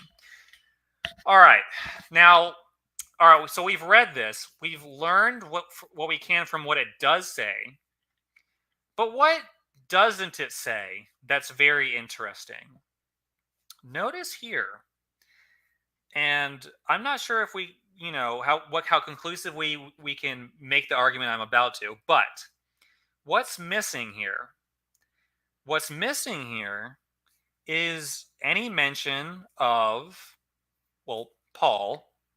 None of the fragments we read mention Paul or anything about Paul. Papias didn't care about Paul. He wanted to know what the apostles were saying about Jesus. And why is that significant? Because Papias was writing in the 120s AD, the early 100s AD. And he couldn't care less about what Paul said. Isn't that fascinating? None of the fragments we and the quotes from Papias, that doesn't mean that in the book maybe Papias did have something to say about Paul, but in the fragments we've read, it's apparent that Papias doesn't care at all about what Paul said. He's asking about what the followers of Jesus said and their teaching. And apparently these people were going around and teaching things. They weren't sticking in Jerusalem and just teaching the Jews. So that's interesting. But it gets a little dicier than that even. Because we see here, we have a Gospel of Mark, we have a sort of Gospel of Matthew, but we don't have yet a Gospel of Luke or a Gospel of John. Oh my, what does that mean? Well, let's think about it. Luke is interesting. I think yeah, I see that, Dirty. I think with Luke, what we learn about Luke is this. And this goes to a debate about what is the source of Luke. Scholars have debated what is the source of Matthew, Mark, and Luke. Well, I think when we look at this, I think what we're clearly saying is that Matthew and Mark were the first Gospels. And Papias knew about them in the early to mid 100s AD. But what's kind of disturbing for the typical Christian is that he doesn't appear to be aware of Luke and John. So when it comes to Luke, I think this is what it means. I think it's very likely that Luke was written probably about this time, and Papias didn't know about it, which means it was not written by Luke, the companion of Paul. But I think that Luke, this is just a theory, the Gospel of Luke, was composed based on the Gospel of Mark and other information about the sayings of Jesus, which may have not been included in Matthew and Mark. And maybe he could have been getting his information from the Gospel according to the Hebrews, which apparently is now missing. So there are these various sources that Luke, and whoever wrote Luke said this at the beginning of his Gospel. He said, I've looked at things and traced them back to their, I can't remember the exact phrase, but well, let's go look at it because let's just read it word for word. I'm sure you're familiar with it, but inasmuch as many have undertaken to compile an account of the things accomplished among us, just as they were handed down to us by those who were from the beginning were eyewitnesses and servants of the word, it seemed fitting for me as well, having investigated everything carefully from the beginning, to write it out for you in consecutive order, O most excellent Theophilus, so you may know the exact truth about the things you have been taught. So what is being talked about here in the beginning of Luke? I think that the writer of Luke, the Gospel of Luke, is probably writing based on the fact that Papias didn't know about him. It's someone who is writing in the early 2nd century. And his sources are the writings of Mark, and I think he might have actually been aware of the writings of Papias. And some of the stuff that's in Luke, but not in Matthew and Mark, may have come from Papias. Or it may have come from the Gospel of Matthew, or the Gospel to the Hebrews, which is mentioned here.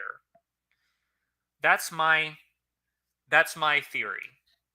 So the Gospel of Luke is, unfortunately, this may bother some people, I think to be given less authority than Matthew and Mark. But still authority, because just because it was written later doesn't mean it's making things up. It's just using different sources. Some of the sources are clearly the same because some of the information is the same. And I do believe that it's based probably on the Gospel of Mark. But then there's other stuff in Luke and no one knows where it came from. And I think it could potentially be from oh wait, no, it can't be from Papias. So there are these other sources out there because, if it's from Papias, that means Papias was the one writing it, which doesn't make any sense. So it's not from Papias, but it's the sources that Papias used. There are these other sources out there, and I think the author of Luke probably got his hands on them and took the Gospel of Mark and added them onto the Gospel of Mark. And then someone also took the Gospel of Matthew and melded it with the Gospel of Mark, and that's what the Gospel of Matthew is. That's my theory. So now, all right, so that's Matthew, Mark, and Luke. Those are the synoptics. But now we get to the Gospel of John. This is where it gets even. If any, obviously, I think Dirty's watching, but I've lost pretty much everyone at this point. I think people are getting really uncomfortable. So, but I'm gonna challenge people even more, because now we're going to the Gospel of John. The Gospel of John is not mentioned here in this list of Gospels that Papias talked about. And that's extremely problematic, because if you remember closely, one of the things that they were saying about Papias is that he heard the Apostle John speak at points and was friends with Polycarp, and Polycarp in his letter says he knows John. But here, Papias somehow in the years, around 120, 130, doesn't seem to know that a Gospel of John exists. He knows about an Epistle of John.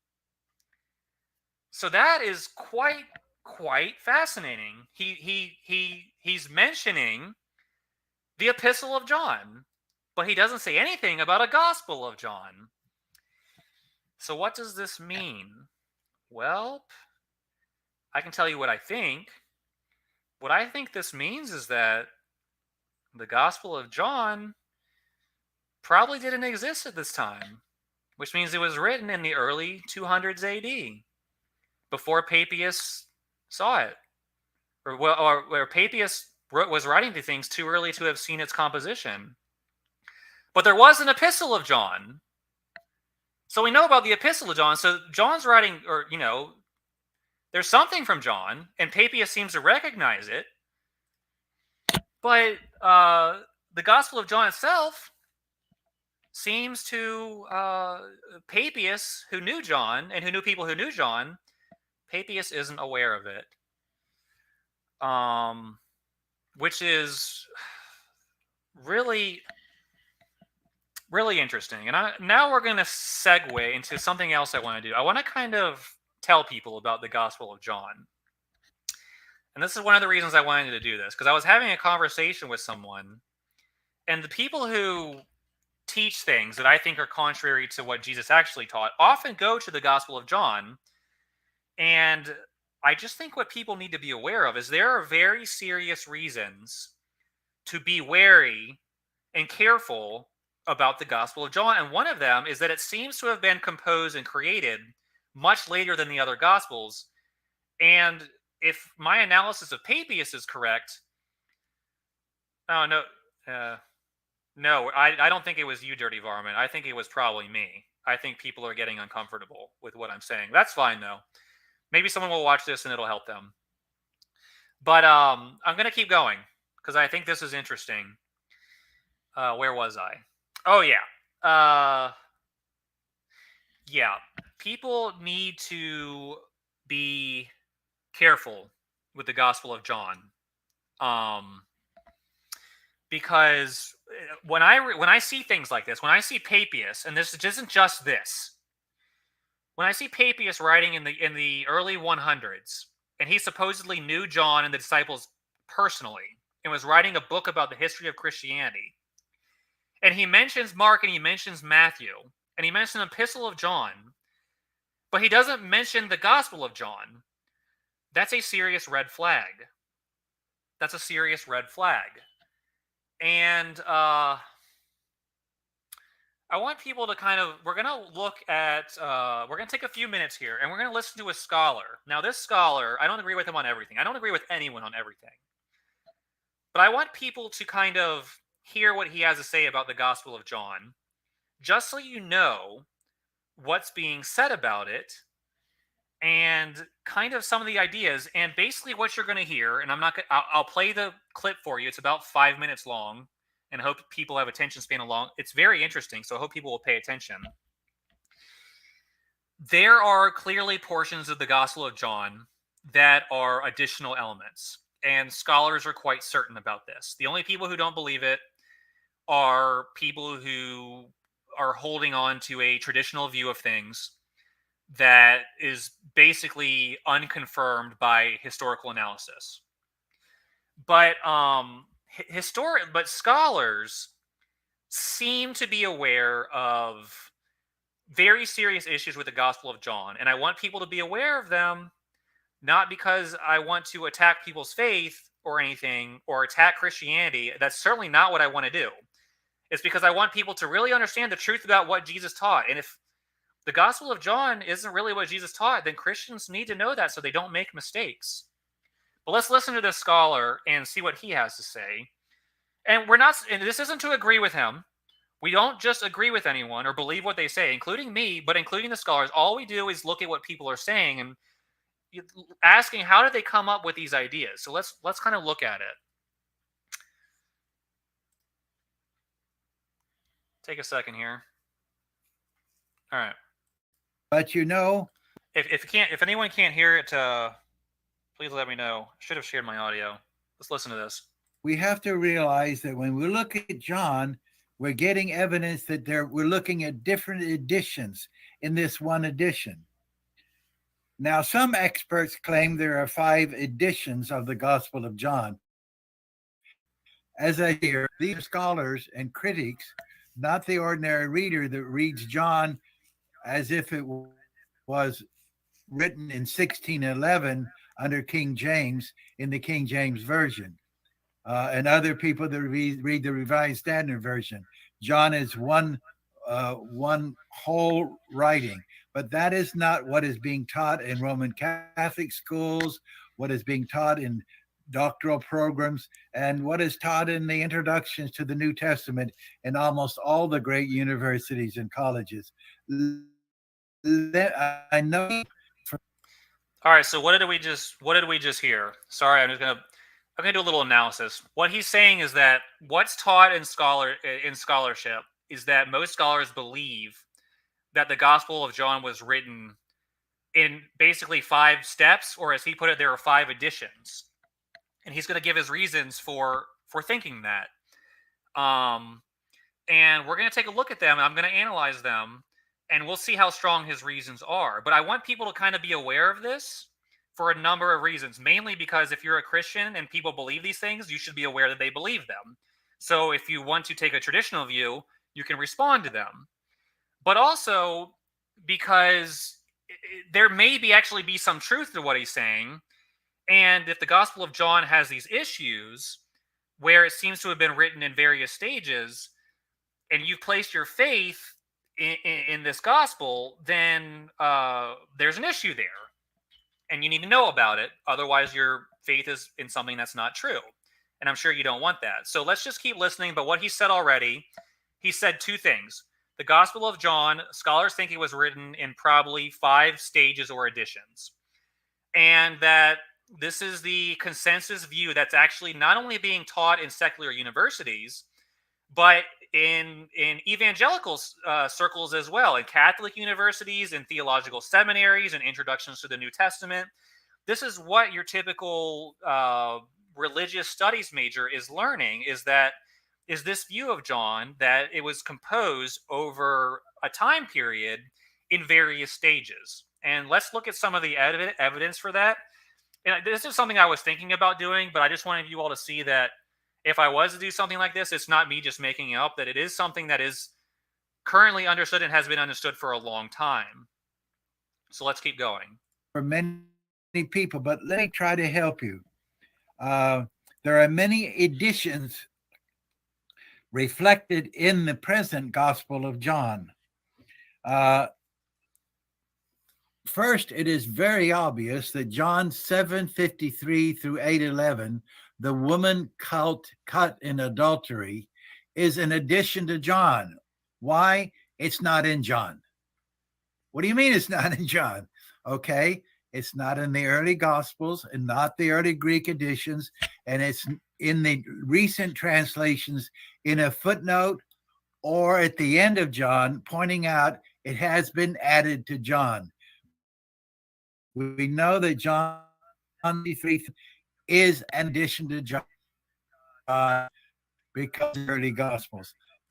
All right, so that should be a surprise to absolutely no one. Anyone who's looked into the textual criticism at all, one of the first ones you'll hear about is that passage in John, which is the pericope of the adulteress. Let me help this guy a little bit. Where the woman is, brought before Jesus, and Jesus says, "He who is without sin cast the first stone." What's interesting about this is we just learned in this same passage. Hold on, let's look. We just learned that this passage is in something called the epistle to the gospel to the Hebrews. We just spoke about this.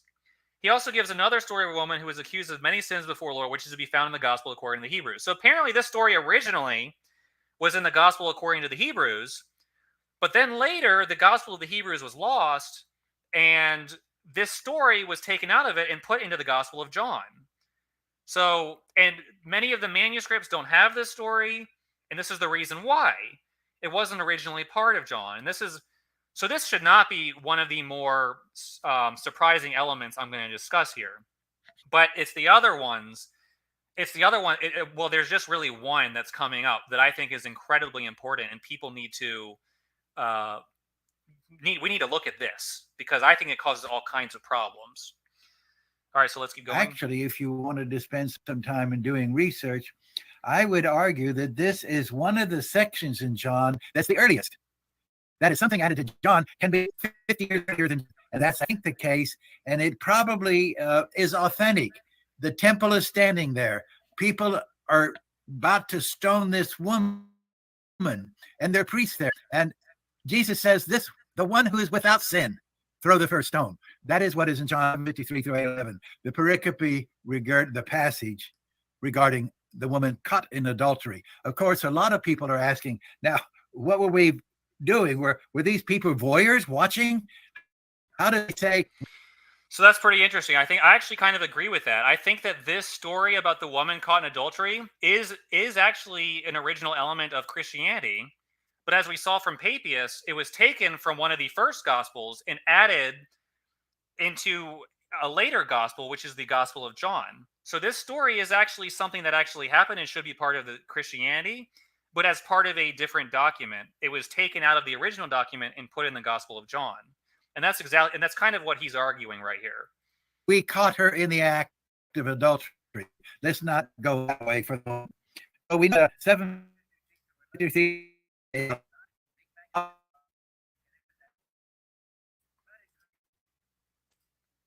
on, it's all right. Second, we have chapter.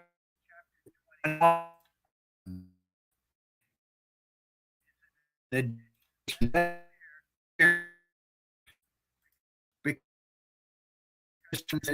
John, Matthew, Mark.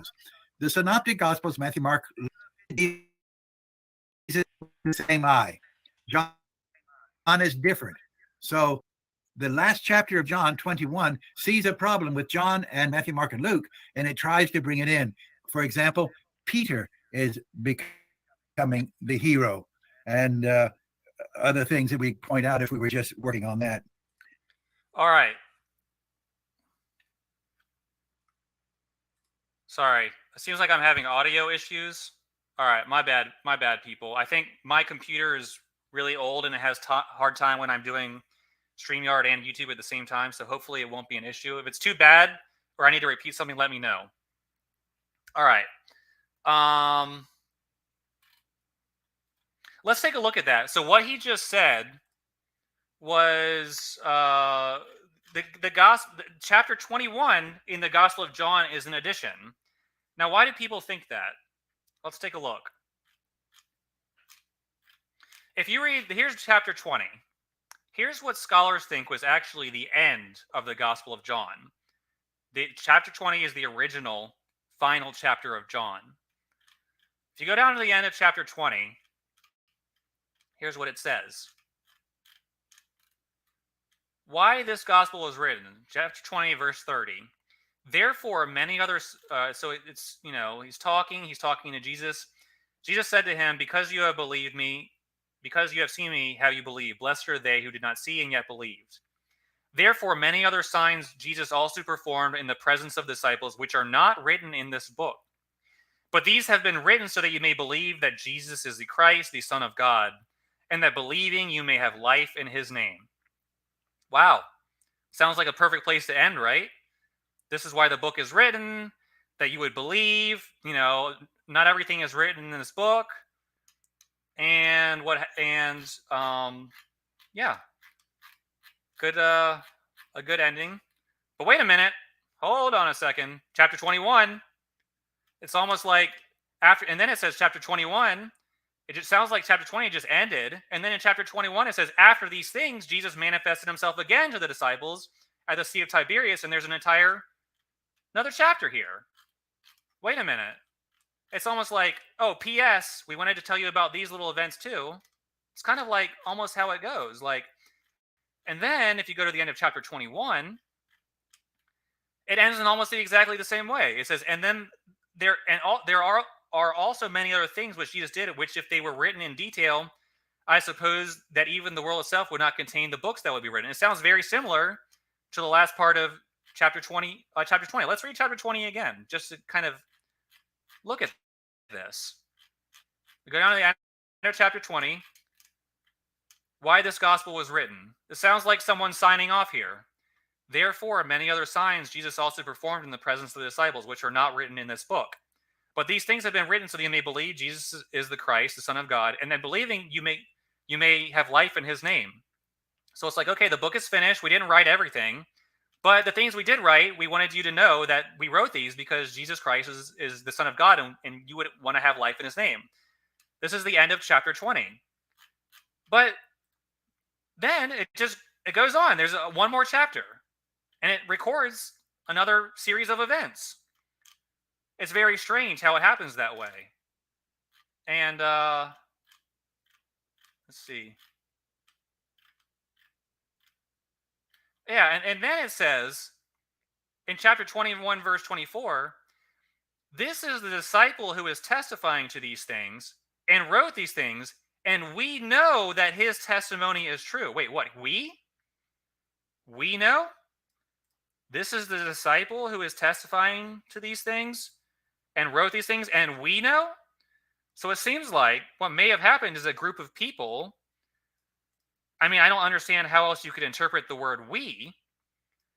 Wanted to add another chapter to John. And they wrote this chapter, and they're like, yep, we know the testimony is true. And they just admit that it's a second group of people writing this additional chapter of John. And then it ends in a similar way to chapter 20. So scholars look at this and they're like, well, it does seem like chapter 20 ended, and then there was another chapter that whoever we is, wanted to add on, and so they did. So that's a second stage of John. So there was the original stage, and then there was stage 2, which is John plus chapter 21. So we're getting at least 2, but at this point 3, because they added the story about the woman. You can imagine that these aren't the same people who added the story about the woman. That was probably another edition. That's why this guy says there are 5 editions. And they're all, the current John we read is a stitched together composition of all 5 editions. Now, what are the other editions? Let's keep going back to this guy.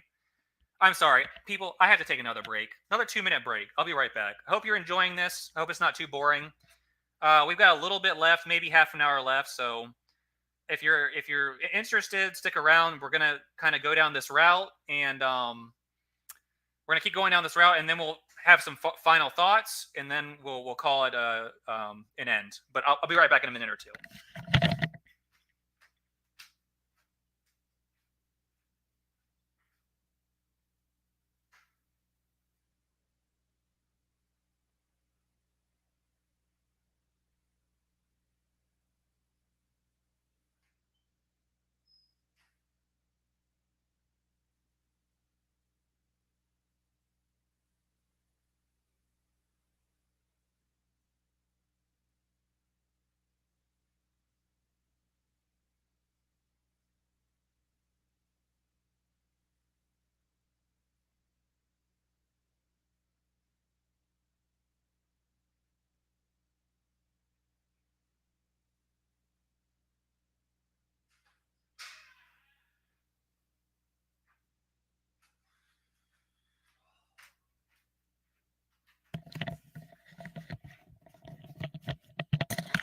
All right, I'm back. Sorry, folks. Okay, so let's go to the next one. If there are any audio issues, please let me know. It seems like the YouTube is actually kind of causing problems for me. So if there are audio issues, please someone let me know. If it's too bad, we can go back and listen to something. Third, logos hymn, and one said, this is a hymn chanted. It may be very early, but probably chanted. There was no singing until about Ambrose, 4th century. Before that, everything was chanted. And today in the synagogue, when I go, I chant. I don't sing. When I go to church, I sing. I don't chant. So the idea of chanting is very early in Christianity and has been there from the beginning in Judaism. Okay, now 1 through 18 is a hymn. And I have to think, because if we talked about what everybody thought, we would have chaos. Now, what I'm about to say is what is taught. It's not idiosyncratic to me. The beginning of John began with Jesus and John the Baptizer. Then someone. All right. So what this guy is saying, I want to highlight what he just said. This guy is a scholar, so he has his own opinions. But what he's about to say is not his own opinion. This is what is the scholarly consensus is, and it's pretty amazing, in my opinion. So, and we've already heard a little bit of it. So let's go back just a little bit so we can catch that. So what is the scholarly idea about this particular passage in the Gospel of John? It's not idiosyncratic to me. The beginning of John began with Jesus and John the Baptizer. Then someone added the logos hymn. In the beginning was the Word, and the Word was with God, and the Word was God. All things were made through him, and without him, well, I'm back to the 2nd grade where we memorized the Gospel of John, and we're so excited. It was a public school. That takes you back to the day when we would begin with prayer, reading the Bible, and people had values. People knew about religion. I'm sure the critique was right. Too often it was forced down the throat. Now, as I will try to show as this program continues, we are allowed to say what we believe, whatever we are, Baptists, Catholics, Methodists, Jews, atheists, and that is what America is, where we come together as a melting pot, and we believe, and we're not condemning, saying, if you don't agree with me, you're going to go to hell. Let's hope that that's behind us. That doesn't mean that any one of us has perfect truth, but when we talk with one another, we can get a better. You tell this guy's a liberal. More humility and ask God for clarification. God knows everything. Many of us know a lot, and we admit we don't know everything. So the hymn at the beginning, 1 through 18, is the Logos hymn, and it has this wonderful passage, and the word flesh became. That's how it should be translated. Kaiho logos sarx, word flesh became. And when you put a verb between the two, they're no longer united. It's acidentic contiguity. The two nouns are put close together and they're concretized, galvanized, if you wish, and the word flesh became. And that is what the Logos hymn is about. That Jesus was fully flesh. Now, most people say, no, not at all. We will be getting to some thoughts on this, where the early Christians thought that he was just a spirit passing through the world. But John is writing against that. He was flesh. People tend to think, following Stoicism, the spirit, the Logos, was put in the flesh. No, the impossible occurred. Spirit, Logos became flesh. Now, there's another addition. All right, we're going to stop right there. We're going to analyze this a little bit, because I think this is probably the most important thing to analyze. And this is what he was clear to that's opinion. What scholars have decided amongst themselves. I'm sure not unanimously. Oh shoot! If there's, looks like I might be having some audio issues. Maybe not. What scholars have decided is that, or many of them, is that what he said was that the original Gospel of John actually begins at verse 19, which is kind of very similar to the other Gospels. With, I think this is Oh yeah, it begins with the John the Baptist. I think that's kind of how the other gospels begin. So that's how the original Gospel of John began. And then and added to it. I hope I'm not having I'm hope I'm not having issues here. Added verses 1 through 18. And this, right, I think that is incredibly important because in this passage, you get the Trinitarians' favorite verse in the entire Bible. In the beginning was the Word, and that word for word is logos in Greek. And the logos was with God, and the Word was God. Now, the Trinitarians, whenever you debate them, they run directly to this verse and say, look, Jesus was the Word, and the Word was with God, and the Word was God. This verse is used over and over and over again to establish the Trinity. And not just this verse, but the entire section. That this scholar who's saying that the scholar consensus is an addition to the Gospel of John. Now, look, this when you get to verse 19, after this verse 18, you get to John the Baptist. But if you go to the so we go to the Gospel of Mark. Look,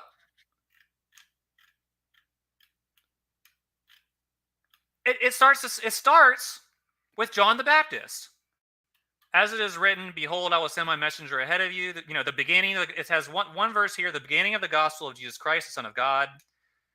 This prophecy from Isaiah. And then the first thing we see is John the Baptist preaching in the wilderness. Well, look at the Gospel of John. If you removed the logos him, as this scholar called it, what would you start with?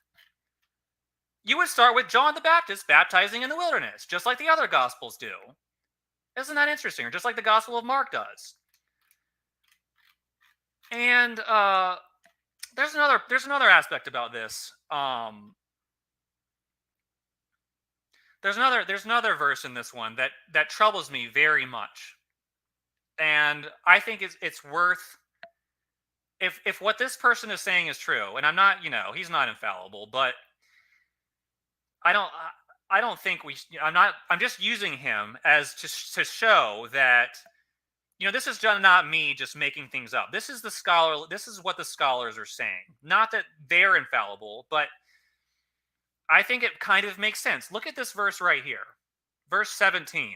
John 1, verse 17. For the law was given through Moses. Grace and truth were realized through Jesus Christ. That verse bothers me quite a lot. Because what is it doing? What it's saying is it's contrasting truth given through Jesus Christ with the law given to Moses. Now, who gave the law to Moses?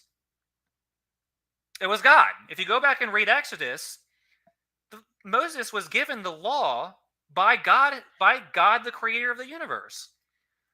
But what verse 17 is saying here is that, well, yeah, the law was given through Moses, but truth came through Jesus Christ. Grace and truth, but let's focus. Truth came through Jesus Christ. Well, what is that a contrast to? Untruth. What is the untruth? The law given through Moses. Well, who gave the law to Moses? God. So you're saying God is untrue. The Old Testament law given by God is untrue, because if truth is given through Jesus Christ, then whatever it wasn't given, it was the untruth. He's contrasting truth with Moses, which means that the law is what's untrue. Now, I have, and this guy's not going to bring this up, but I have very good evidence that I have found that not only are verses 1 through 18 an addition, but verse 17 is an addition to the addition. And how do I know that? Because I went and found early quotes of this hymn, this Logos hymn, and guess what? Verse 17 isn't there. So this is an addition to an addition. That's just my own addition. And I'll show, one day I'm going to do a deep analysis of the Gospel of John, and we're going to look at these things in more detail, and I'll show you where I've seen that. But you can go find it yourself if you want. But I'm not going to do that right now, just because it's 2 hours and 10 minutes into the stream, and people's attention spans, it's getting too long. But we'll do that another time if I have time. But this verse bothers me more than almost any other verse in probably the entire Bible. I just can't imagine the disciple of John, or the disciple of Jesus Christ, writing, contrasting truth with the law of God given through Moses. Because God gave Moses the law on Mount Sinai. So if you're saying truth came through Jesus Christ, well, that means you're contrasting it with what's untrue, which means that, and I am quite certain that this verse does not belong here. But what this scholar is saying is that this entire thing is an addition, 1 through 18, and the real beginning of the Gospel of John is verse 19. Now, here's the thing. If you read this verse 1 in Greek, the word for word is logos, and the word for God is, I think, theos, or some variation of theos. So you have, in the beginning was the logos, and the logos was with theos, God, and the logos was God. So yeah, if Jesus is the logos, then and the logos is God, then Jesus is God. And I think the Trinitarians have a case here. But what if this verse doesn't be here? What if this is an addition to the text? It was never meant to be there. And let's contrast this with the Epistle of John, which was mentioned by Papias. Remember when going back to Papias? Papias said he used the Epistle of John, but not the Gospel of John. So if you contrast this with the Epistle of John, what was from the beginning, what we have heard, what we've seen with our eyes, what we've looked at and touched with our hands concerning the word of life, and the life was manifested, and we have seen and testified and proclaimed to you the eternal life, which was with the Father and was manifest to us. Well, you have seen and heard and proclaimed to you, so that you may to have fellowship with us, and indeed our fellowship was with the Father and with his Son, Jesus Christ. I read that really quickly, but you can go back and read it yourself. It doesn't connect the idea that Jesus is this logos that is God. It's the word of life.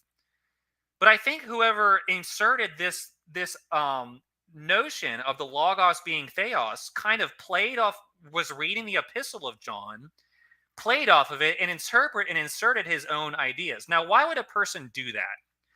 Why would a person want to say that Jesus is the logos and that he is God? Well, I can give you a good reason. Hi, New Genesis. Good to see you. I didn't see you there. Thank you for being here. Sorry you're late. All right. Here's why. And here's a theory. I can give you a theory, but you're free to take it or leave it. People who study ancient religion know that the logos concept is not original to Christianity. We have it here in this very striking beginning of John. It almost stands out alone in the entire Bible as this most incredible, astonishing series of verses 1 through 18. And in it, we have this singular, explicit proclamation that Jesus is the Logos and the Logos is God. And we really don't see that anywhere else. We see kind of shades and hints of it, but kind of here it seems like the interpretation is different. It's like Jesus is this Logos, and it's the Logos is actually a person or a being or something like that, a force or a conscious entity. And basically what I was getting at is the Logos was a concept that was developed long, long before Christianity by Greek philosophers. Mainly, the Logos was an idea that was created by Plato.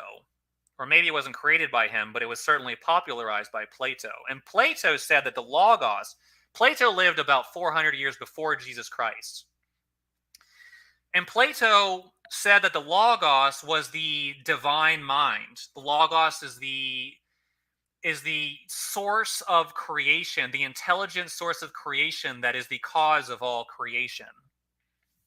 And this was a very popular idea in the Roman, Greco-Mediterranean world at the time, before Jesus Christ. This idea was extremely, it was basically the religion of the time period, Plato's Logos. And many people knew about the Logos, and the deep philosophers agreed with Plato and said that the Logos was basically God. So you have this Greek idea of the Logos being God.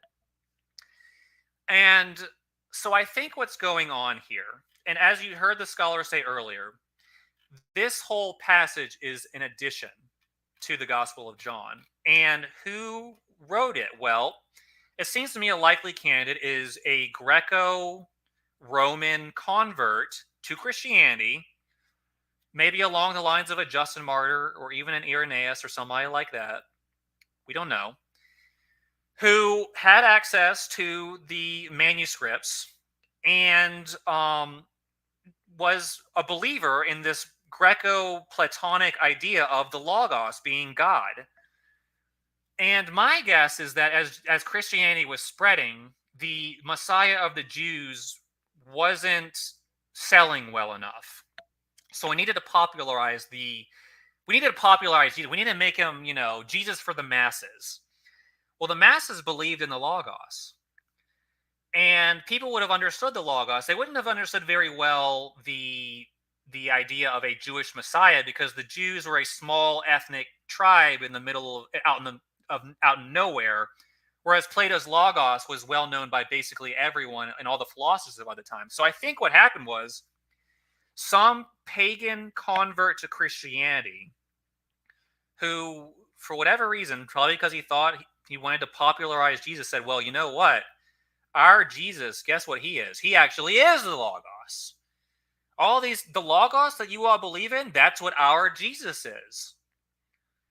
And he added this to a gospel which itself seems to maybe have originated, but clearly was built upon over time. And these verses right here, 1 through 18, are the result of that individual. And I think 17 was added on even later, personally. But the Logos, this Logos right here, is a creation of a pagan convert to Christianity who wanted to popularize the Jesus movement and co-opt the very popular idea of Plato's Logos and turn it and try to convince these people that, hey guys, you're all believing in the Logos. We know who the Logos is. It's Jesus Christ. So here's the thing. This verse and this entire verse, all these verses, are essential to Trinitarian doctrine. They really do need these verses to believe in the Trinity. But these verses very much appear to be, and I'm not saying conclusively, and you can disagree with me, all these verses that the Trinitarians run to don't seem to be an original element of the document or the text. They're an addition, probably somewhere in the mid-100s AD, somewhere in the 2nd century. The original Gospel of John was probably written in the 1st century, but as the scholar we were listening to earlier, this guy, was saying, scholars can clearly see the evidence that there are amendments that have been added and additions to the Gospel of John, and this certainly seems to be one of them. And then when you get down to verse 19, this was the real original beginning of the Gospel of John. Just like the Gospel of Mark begins with the testimony of John the Baptist, the Gospel of John originally began in likewise fashion with the testimony of John the Baptist. Clearly, somebody took the text and put this in the beginning and added it and made this the beginning of the Gospel of John. So, all right, we'll do one more. I don't want to take too much time Up with this. through chapter 18, you'll see a tremendous difference. It looks like chapter 15 through 17 have been added. We're not going to dwell on this for too long, but you just heard what he said. He said that in the Gospel of John, we're right now we're kind of going through the different editions of the Gospel of John, or what may have been added. And the reason we did that is because of what we saw in Papias. If anyone's joining and you're wondering why I'm analyzing John, you're going to have to watch the rest of the video, because it has to do with something we saw in the writings of an early Christian named Papias. But if you go to John and you go to what he said, is that in John there are 21 chapters. And as we saw earlier, chapter 21 very much seems to itself be an addition. And if you didn't see that part of the video, you can go back and watch it, or you can investigate it yourself. And then, you have the part in chapter 7, chapter 8, the adulterous woman. That was an addition. Chapter 1, the deity of Christ. The prologue of John is an addition. But what he's saying is that chapters 15 through 17 are also additions. And what his argument is, and we didn't have time to really, maybe we'll listen to it a little bit. We'll take a little time to listen to it. Occurred, Spirit, Logos became out. There's another edition, and I'm convinced when you read up through chapter 18, you'll see a tremendous difference. It looks like chapter 15 through 17 have been added. Well, chapter 14 flows in chapter 18. It flows right into it. Notice how chapter 14 ends. Jesus says, "Rise, let us go hence." Rise, let us go hence. Chapter 8 is this passage. When Jesus had spoken these words, he went forth with his disciples across the Kedron Valley, where there was a garden. All right. So you saw it there. Yeah, if you go to the end of chapter 14, this is not the strongest one in my opinion, but it does kind of make sense. You read here, Jesus in chapter 14, verse 31. But so the world may know that I love the Father, I do exactly as the Father commanded me. Get up, let us go from here. So he says, get us, let us go from here. Well, if you skip over to verse 18, after Jesus says, get up, let us go from here, it says, when Jesus had spoken these words, he went forth with his disciples over the ravine of Kidron. So it's like Jesus said, all right, let us go. And then after he said this, the next thing he did was he went to the ravine of Kidron. But wait a minute, there's 3 chapters in here between these two events. So we have chapters 15, 16, and 17. So let's read the chapter 14 again, the ending, and see which. We just read 18. So what does 14 tie into better? 18 or 15? So Jesus says, get up, let us go from here. And in chapter 18, it said, and then Jesus went here with his disciples. What does 15 say? I am the true vine, and my Father is the vine dresser. So it kind of just abruptly starts this statement of Jesus after Jesus says, let us get up and go. It just kind of has this very direct, like all of a sudden Jesus starts speaking again. Whereas in chapter 18, it seems like it's a continuation of the end of chapter 14, where Jesus says, let us get up and go. And then in chapter 18, it just carries right on with that. And they went up and they went to this place. Whereas 15 really just starts right off. And Jesus starts in this really, quite frankly, amazing teaching. But it seems as if it may be an insertion. Doesn't seem like it really flows as well as 14 into 18. It's kind of like someone just knew some things, wanted to figure out a place where to put these teachings of Jesus, and was like, well, I guess I'll stick them right here. And it's a lot. It's three whole chapters. But in these 3 chapters, there is some really wild stuff. Like if you go read 15, 16, and 17, these are some really strange passages. And there's some really wild information that does seem to be of a different nature or character than some of the other parts in the Gospel of John.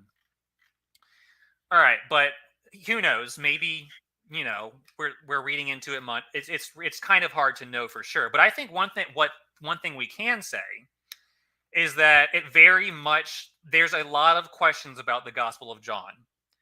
A lot of very serious questions about the Gospel of John. And scholars have for a long time been aware of these things. And you can say I'm being disruptive or divisive by pointing them out, but these aren't my ideas. I've read what scholars have to say about this, and it seems to me like they actually do have a point. Now, some of the things that Jesus says in John chapter 14 through 17 or 15 through 17, I actually think are pretty amazing and beautiful, and I agree with. But it's not about whether we think they're beautiful and we agree with them. It's about whether these are things that Jesus actually taught. Jesus didn't teach them that we shouldn't believe that Jesus taught them, and whether they're beautiful or not is irrelevant. There's also some things in here that I think are just strange and I don't know how to interpret them. And it could potentially be explained by the fact that, well, this is just some kind of mystical, like spiritual guy, just, I don't know, making things up.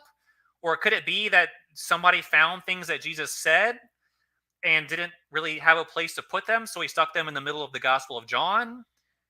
I don't know. These are possible theories, but I think that they're possible is the point, and people need to be aware of them because, especially, I'm not really worried as much about that one. But when you go to John chapter 1, this is the one that really, and especially for those of you who missed the ending of the ending of John chapter 21 and 22, I recommend you go back and look at that because that's pretty interesting. But really, I think it's just so clear that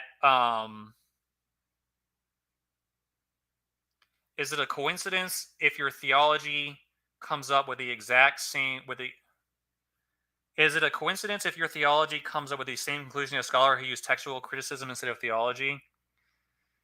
Potentially. I mean, the thing is we can't really know.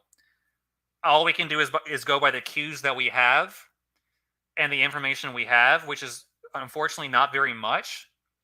But based on what, kind of what we're looking at, we can kind of come to an idea that it just looks like these things were pieced together.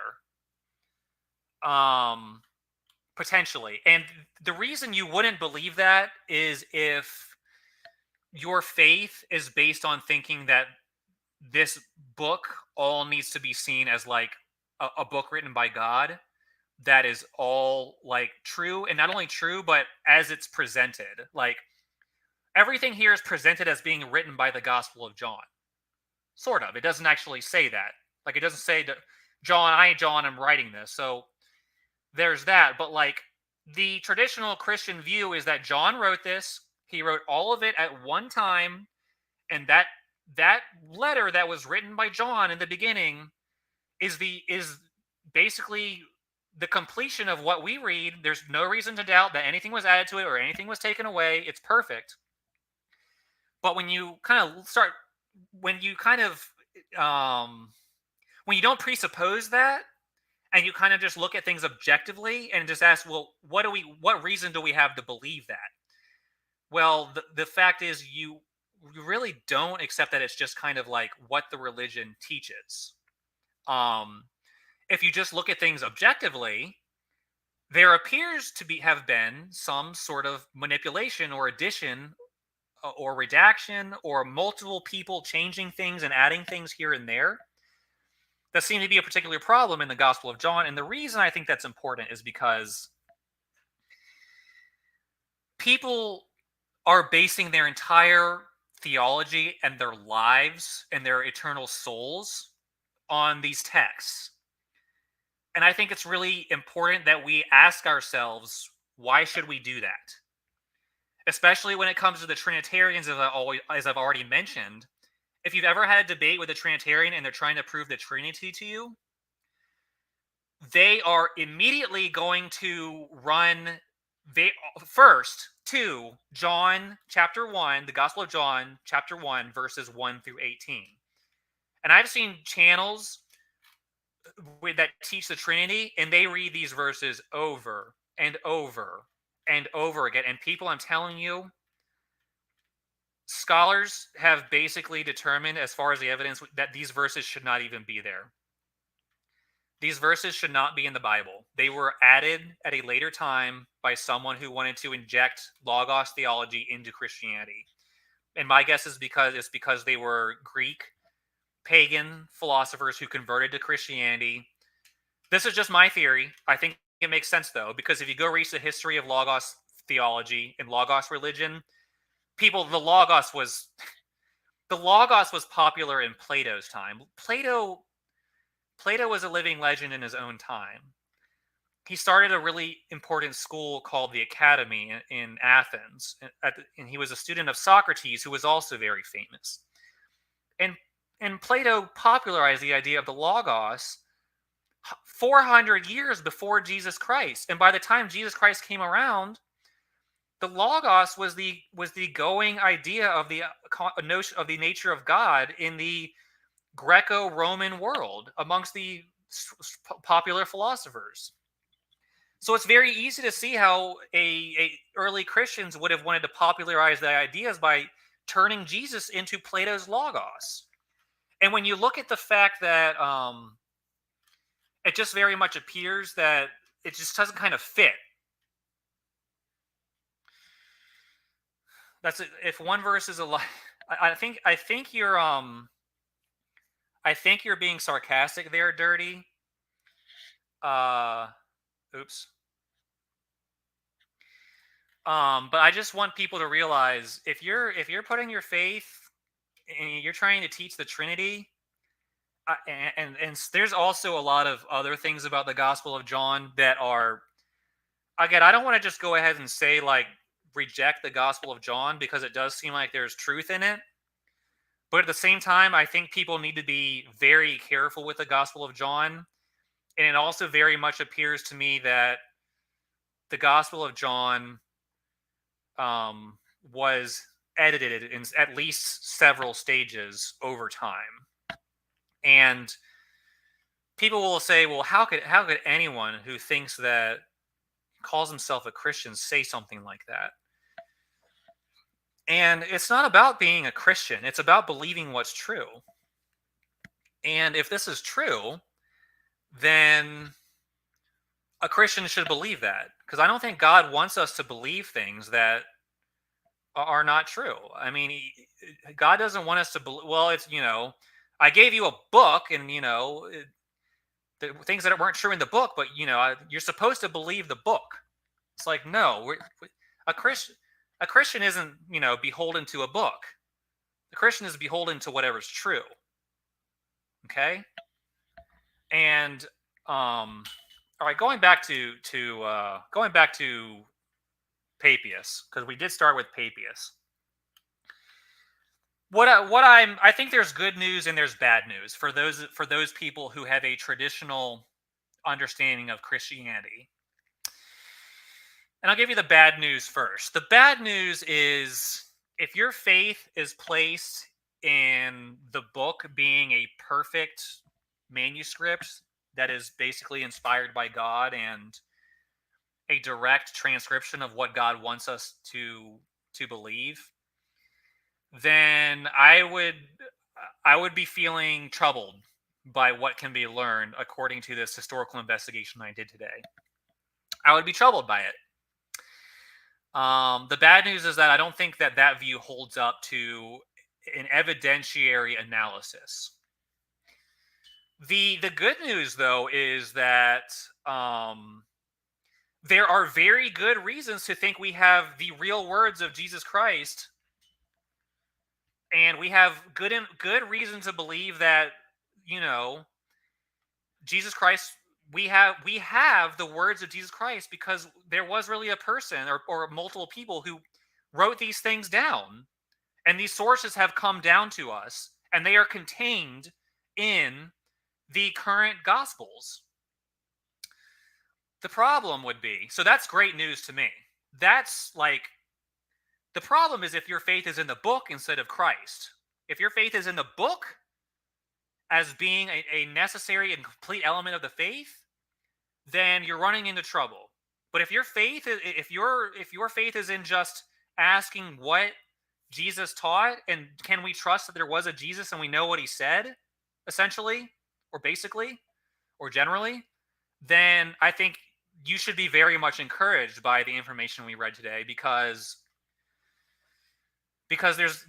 Papias, what we learned from Papias is that there's reason to believe that these traditions are reliable, and we can trust and believe that when we read the teaching, the words of Jesus Christ, and we see them, that these really are the teachings of Christ, and they're coming from a reliable source, which is the interpreter of Peter named Mark, Matthew, and really mostly those two. But that's enough. So we can say that we can be certain that Jesus was real. He had real apostles, and we really are reading his words. The problem is I'm really trying to get to what the problem is. The problem is if you put too much stock in how it's been recorded for us, as opposed to just asking what is the data. If you're trying to say that the gospel narratives themselves must be believed to be inerrant and infallible and a perfect, almost like I said earlier, book written by God, I don't think the historical evidence supports that at all. I don't think you can. A Christian shouldn't believe something that just isn't supported by the facts and isn't factual and isn't true. So the problem is really how Christianity is currently presented. This will only worry you. This is only a problem for you if you've believed the false conception of Christianity that has been created and is given to us currently as, these are the four gospels. This is, basically how Jesus wrote it down. Every word is inspired. It's inspired in the exact order. There's no mistakes. And this is, what the original churches all had written. If that's your belief, there's issues here. Now, if you're just willing to say, okay, these are historical documents, they were written down by people who are reliable, but not necessarily. The way I look at it is, imagine Plato. Let's go back to Plato. What if someone who was a follower of Plato wrote down his words? Well, kind of like Plato wrote down Socrates' words. Let's just stick with Plato, though, just to not be confusing. It's like someone wrote down Plato's words who knew him, and that's come down to us. And we can trust these historical documents and say, it's not inspired, but that doesn't mean it's not true. It's kind of actually how I think we should view the New Testament documents. It's like, okay, it's not like these people their hands were being, guided by God as they were writing these things down. And, maybe these books were, compiled. People took these sayings of Jesus down and put them into a narrative form. Something like that. But basically, the important thing is there. We have what Jesus taught. Just like, when people read the teachings of Plato, from his followers, it's like, well, this is what the follower of Plato said. And it's like, okay, this person knew Plato. And, we weren't there. We can't say that Plato said these things for sure, but people don't disregard it because it's not, quote, inspired. Things that aren't inspired can be true. Historical information can be true. But Christianity wants to present it as if their text is like this. And it's like, I just want people to accept the notion that, you can be a Christian and not hold to that. In fact, I think you're on the right side of the facts and evidence. You need to be able to look at these things and just say, like, all I want to know about this is, what did Jesus say? If that's what you're looking for, you're fine. If you want to say that this book is a perfect book, and there's no reason to doubt that there's any manipulation or errors going on. Again, um, I think you're climbing up a steep hill there, and you're kind of relying on not facts and evidence, but rather just like trusting that this is how God chose to do it. And it looks like it looks like it's just people writing down historical documents, but behind the scenes, God's making sure everything got in the book that we want to get in the book, and what He wants to be there. And we can be, we trusted that happen. Well, it's like, well, okay, maybe, but the historical evidence doesn't really show that, and I don't think people should be faulted for believing that, for not believing that. All right, let's go back here.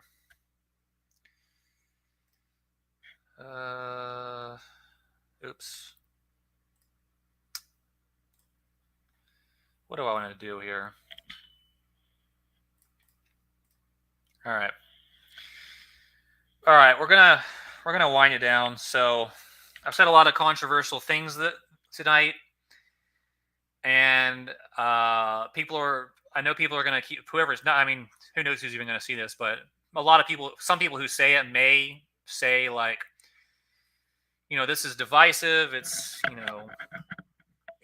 an attack on Christianity. No, I'm actually trying to save Christianity. I really am, because scholars know all this stuff. This is not stuff that's being taught in the churches from the pulpits or anything. This traditional idealistic view of the Bible, especially the New Testament, I would say, as being an essential, inerrant element of the Christian faith. It's really based, in my opinion, on emotions and assumptions that have been handed down over time, and people never really have questioned them because they don't want to see the whole edifice come tumbling down. But I really think that it actually, when you realize the truth, your faith actually will be much stronger, because not only will you not have your faith being put in elements of the faith that are unnecessary and actually incorrect and provably false, but you will realize that the source of Christianity is real. It is true. We really are. The words of Christ and the teachings of Christ really are there for us. The problem is that people who came after Christ mixed in their own ideas and added them, and then early theologians and members of the Christian movement put it all together in one big package deal and said, this is Christianity, and you have to accept all of it. And if you don't, you're a heretic. And you have to accept the book we created too in its entirety, or you're a heretic and you're an enemy of the faith. And that's where we are today in large part. That's where the vast majority of the churches are. And it's like, first of all, it's simplistic. People need to be able to look at these things and investigate them and come to their own conclusions. They need to be able to look at the evidence as it's presented. And honestly, folks, I really think it's necessary that people do this for Christianity to survive. Because when the scholars present this information in a way that the average person can understand, and then that person goes to a pastor and asks, like, well, what about what this question right here, and the pastor just like, well, we just don't question it, because the Holy Spirit got it right, and you don't need to worry about that because God wouldn't let something like this happen, something like that. It's like, an honest person is going to be like, okay, well, the scholar is presenting me this evidence based on reason and analysis and careful observation of the text, and the pastor's just giving me emotions and hand waves. It's like, who's the person? And this is the problem. So I really think Christians should kind of embrace this sort of mentality here. We got it, and you're right. Like people are saying, we have to believe what's true. And if this is true, then I can guarantee you God's not going to get angry at you for believing it. And especially if the elements that are inserted or added are a corruption of the religion taught by Jesus Christ, which I think is the bigger problem. I wouldn't be doing this. Well, maybe I would, but it wouldn't be as much of a problem as if everything was congruous and harmonious. But I see people do it using these texts in harmful ways that are completely contrary to the teachings of Jesus Christ. And they're teaching concepts about God and theology and salvation using the texts that are pretty much, maybe not provably, but strongly supported by the evidence, perhaps questionable or just, maybe false. And some of the ideas are just based on tradition, and I don't know.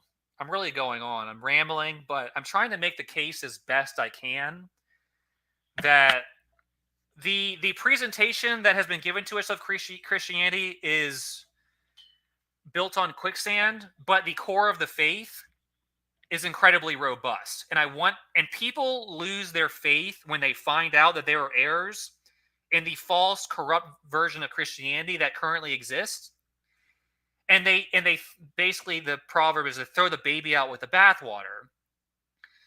Oh, the text has a mistake. I'm throwing out, God doesn't exist. God wouldn't let this happen. It's like, well, no, it's not God's fault. It's people's fault. Evil or errant or fallible people made mistakes that created a false picture. But if you go back to the original, it's true. It's there. It's verifiable. And it's good. And it's what we should believe. I don't throw any baby out with the bathwater. I keep the baby, but I recognize what we have to recognize what the bathwater is. And if you want to hold on to this, I'm not speaking to anyone in specifically or in particular, but if people want to hold on to this kind of idealistic nostalgia, this I'm trying to use nice words here. Basically, this idea that is comfortable, that God made sure we got everything exactly in the right form. The text, there's no reason to question it. Is that really coming from faith in God or piety, or is it coming from personal desire to feel like your ideas are based on certainty, as opposed to the question of, well, I guess we have to do an analysis here and try to figure out what's what. You see what I'm saying? I think a lot of people who hold to the inerrantist view, they'll tell you that they're doing it out of respect for God, but I think a lot of it is actually emotions. I think it's their own personal desire to not feel doubt about their deeply cherished beliefs. And that's very common to mankind, and it's common for me too. There are things that I want to believe, but and again, people ask, well, how could God let something like this happen? How could he just let people add false things to the book that everyone reads to learn about God? And it's like, the trick is realizing it's not God's fault. It's humans' fault. It's mankind. God gave us free will. I could ask another question. This is a question. Why has God let bad things happen to people? Why do bad things happen to good people? Why does God let you read the news and you see these psychopathic murderers just killing these wonderful people all the time? It's like this wonderful family man who has a good job, pays his taxes, and he just gets gunned down by this thug or this criminal to steal his wallet. And it's like, well, how does God let that happen? It's like, well, that criminal had free will and he chose to do evil. And sadly, the evil person, the good man, was in the wrong place at the wrong time. This is the power of free will. God really did give us just people need to realize the power of free will and how much God respects it. I think that it comes into play when we're looking at the history of these texts as well. It's like, well, God gave the people assembling the text free will too, and He gave them the free will to add things, and God just didn't stop them because they had free will. Could God have stopped them? Maybe. But we can't assume that. Just like we can ask, why doesn't God stop all these criminals and all these tyrants and all these dictators from doing what they do? God could reach His hand out of this heavens and turn things around, or convict people, or whatever you want to call it. But that's not what's happening, and I think people need to take a similar approach to the texts themselves. It's like the people, these documents were put together by people, and we have to at least consider the idea that they made some mistakes, or in the worst case scenario, they intentionally made mistakes, or introduced corruptions. And really, people need to get on board with the idea that the real book of God is the universe itself. That's the book of God that no one can deny. Humans didn't have anything to do with the creation of the stars, or the planets, or the trees, or the animals, or the laws of the universe, the laws of gravity, the laws of electromagnetism, the laws of our mind. And I think the law of free will is actually just as much a law as the law of gravity. It's like, God might be able to perform a miracle and override the law of gravity, but, we really don't see that. It's like God could override our free will, but really, when you really analyze your own thought process, it really does feel like you're making your own decisions. It really does feel like I'm choosing to. When I look at breakfast in the morning, I have an apple and orange. When I choose the apple, did God make the choice of the apple, or did I? Well, most people would probably say, I chose the apple. That's pretty. But what about when it's like, doing a good deed? People want to, when I do good deeds, that was God working through me. That was the Holy Spirit. Well, what about the bad deeds? Was God not strong enough? Did God not decide to override your free will in that moment to stop doing what you were doing? No, most likely the good deed was your job, was your responsibility, and so was the bad deed, and you need to take responsibility for it. You choose to be good, or you choose to be bad. People need to accept that, and people need to realize the power of that you're choosing your own destiny. Don't call them devil worshippers dirty. A lot of them are good people. Romeo like probably is calling them devil worshippers. I don't think that's true, dirty. I don't think you should do that. I really don't. They're not devil worshippers. I went to church recently, and it was kind of amazing. The people there are so good. It's like, the thing is, the sermon was all about Paul. It was kind of crazy. Like, the sermon is so typical. The sermon was all about Paul and what Paul teaches, and the stuff about the blood. And the pastor, he said something about the blood, and I thought to myself, oh, I just thought about Dirty Varmint, how Dirty Varmint said, the blood, they want the blood. I almost had to laugh. But the people are good. They're just a lot of them are being misled. They don't know it. They're good people. Even the pastor themselves many times haven't really. They just want to get into ministry and teach what they think is true, but that's why it's so hard. This is a Flog Paul channel. No, actually, I really haven't even brought Paul up until just now. A lot of it was about other stuff. I guess you must have joined at a bad time. I really haven't been talking about Paul at all today. But the problem is, a lot of the stuff I've been saying is even more controversial than questioning Paul. So, yeah.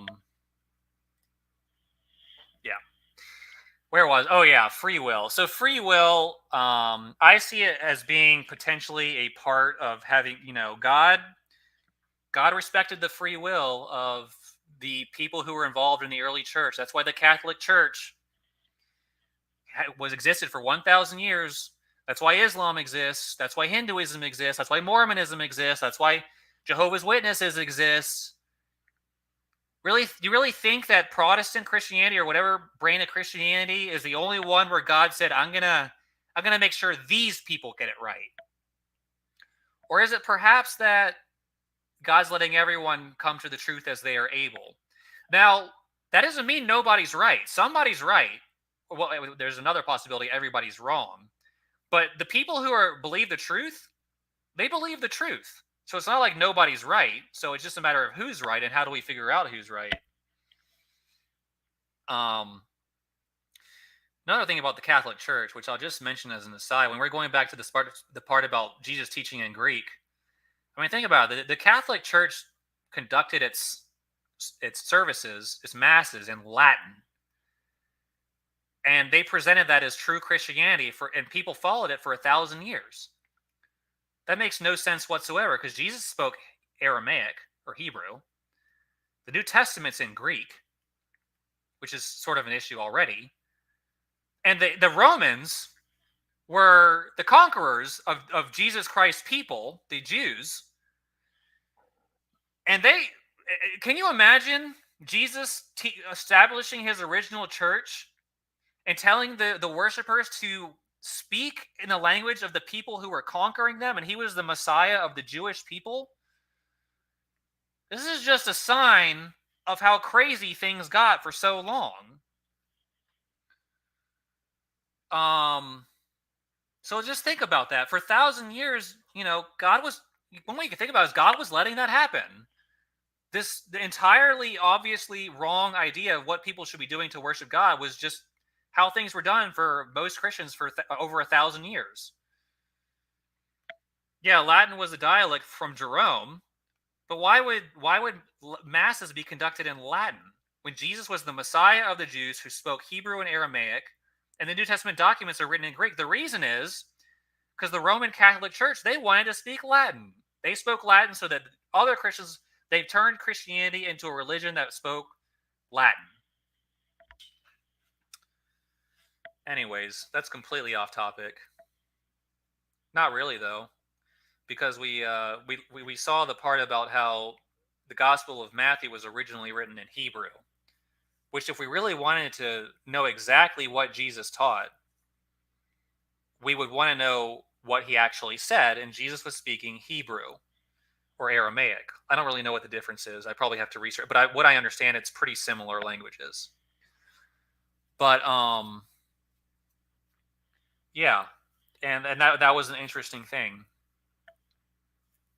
All right, we're gonna start winding down. I hope I haven't really hurt too many people, but this is important, folks, because, and the reason I did this, I thought a long time about whether I would do this show. And first of all, I think it's true. But so I'm right to do it. But I see what these people are doing, and they don't understand. Some of these people who are teaching, quote, Christianity, they don't understand. They're teaching falsehoods that are very dangerous, very destructive to a person's eternal soul. And they're doing it in the guise of Christianity, and they're justifying their teachings by things that are in the text. And we need to start to understand that this is a problem, and the source of the problem actually involves realizing that the problem is from the text. All right? Christianity cannot, what passes as modern Christianity, there's barely any reason to preserve it. It's the complete opposite of what Jesus Christ actually taught. But these early Christians added a whole bunch of stuff to it that diluted it and polluted it and corrupted it. And most people just don't know about it. But when you read these early Christians like Papias, you can clearly see that it was different in the beginning, and that over time it was changed by people who probably knew what they were doing. And we've received the corrupted version, not the original true Christianity, which teaches, yes, obedience to God. You're not saved by grace. You're not saved by an atonement. You're not saved by faith alone. You really do obedience to God is not an option. And you do it out of love for God, but it's not an option. It's not a choice. Okay. All right. All right. So I'm gonna end it there. I think I've said everything I basically wanted to say. If anyone, why is Papias trustworthy?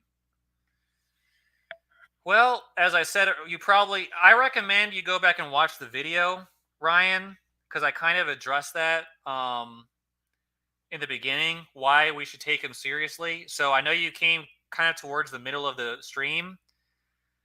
And well, all right. So if you joined later in the stream, I recommend you go back and watch it from the beginning. And if you have a question, then ask it in the comments. If it's a legitimate question, if you're not just like, I'm not saying anyone here would do this.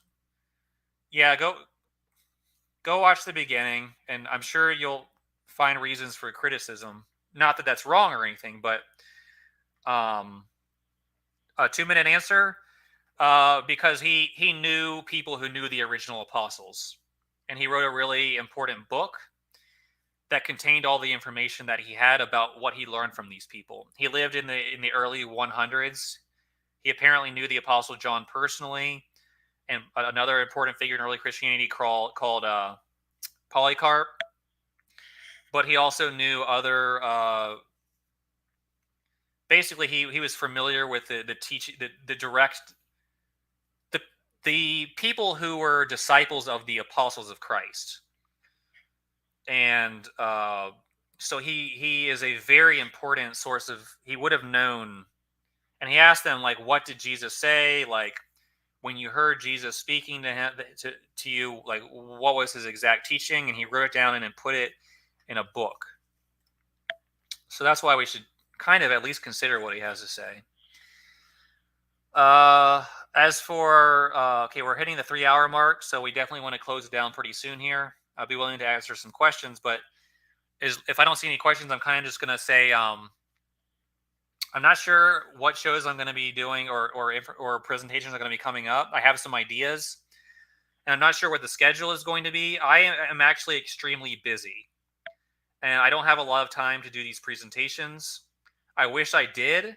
I wish I could actually clone myself, because I really would love to be doing things like this every single day, but I simply don't have time for it, because I'm doing other things which are also along these lines and very important. But the YouTube channel is just kind of like a side mission that's, take it or leave it, and whoever sees it sees it. But I think the month of May, it's going to be hard to do very much. This may be my only presentation in May. I might get a couple more in. I don't know. I might be able to get a lot more in. It just depends on how my schedule works out.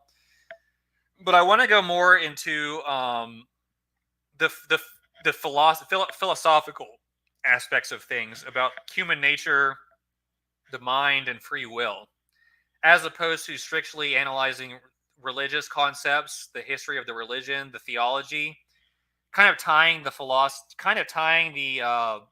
philosophy of mind and free will in with the religion of Christianity, so we have a basis for understanding why certain views of Christianity don't hold, namely like Calvinism and deterministic views of Christianity, things like that. Why it's problematic when you start thinking about,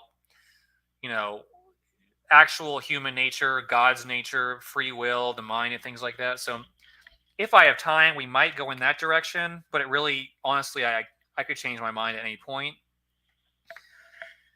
And so that's that. All right. I just want to let you know that don't expect much from me. Whatever comes out, like, I have no idea what it will be or when it will be, but it probably won't be very much. I would actually love to be doing these debate channels. Like, I would love to be debating people. But I certainly don't have time for debates, because for debates you have to prepare. I would like to prepare and get my arguments, which would probably take hours for every single debate. And I simply don't have time for that. So if I was to debate someone, I wouldn't be able to make the case as well as I would like. And I just don't want to debate in a formal manner if I'm not putting forth my best case.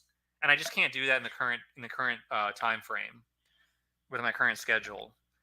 But I would like to debate people, and I would like to do more YouTube content, but the schedule doesn't allow for it at the time. So I just wanted you all to know that, for those of you who enjoy my content or learn from it, that I would like to be providing more information and doing this more often, but it's just not possible, and it's whatever, because it's just to help people, and it's just something I do on the side anyways. No excuses. Yeah, I guess so. I gotta. That's right, Ryan. Man, I need an attitude adjustment, don't I? All right, I'll give another minute or two for questions, and if I don't see anything, I'm gonna close it down. Just gonna.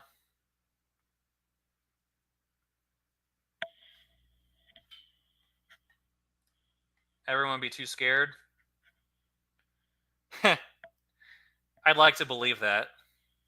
Honestly, I think I'm too much of a small fry to be giving any attention at all. That's why I'm almost like, I've actually been invited to debate people, but like even my own self, I'm like, I'm not big enough for people to care about. Like if I had like at least several hundred subs, I might like feel worthy of going on some of these debate channels, but it's like these people don't want to bring me on to spread my, crazy ideas on their platforms when I'm not really much to worry about at the current moment. So I need to gain some clout somehow. But I'm not worried about that. I'm really just worried about saying what's true, and anyone who's willing to listen, presenting some ideas for them. All right, I'm not seeing any questions. Another few seconds just for anyone who. I hope it was informative. I hope it was, something. Just think about what I said. Think about whether Christianity is compatible with the things I've said. Think about, if you disagree with me, or think what I'm saying is difficult or controversial. Ask yourself, like, challenge yourself. Challenge yourself to think about whether, if you're holding on to something that's not justified, why are you doing it? Do you really think it's because God wants you to, or is it for your own purposes? Is it more for your own comfort that you have certainty that the things you're reading are given from God, or whatever, or maybe God would be angry with you for questioning quote Christianity? Why do you think the added information is not possible? Well, it could be true, but when you start looking at the specific details, the first question that arises is, why was it added? And it's being added by people who are pretending to be someone they're not. So that should immediately be like, if someone added something, let's take the Gospel of John. Okay, let's say John wrote his gospel to be consumed and to provide the teaching. And then somebody later, unbeknownst to John, as far as we can tell, pretending to be John, inserted his own ideas into the text and never clarified that he was doing this to try to pass. And it's just like, well, why would someone do that except to be deceptive? I don't see how you can see how someone can do that, and you look at them and be like, all right, I'm just going to take what you wrote, and you tried to make it look like you're John, but you're not.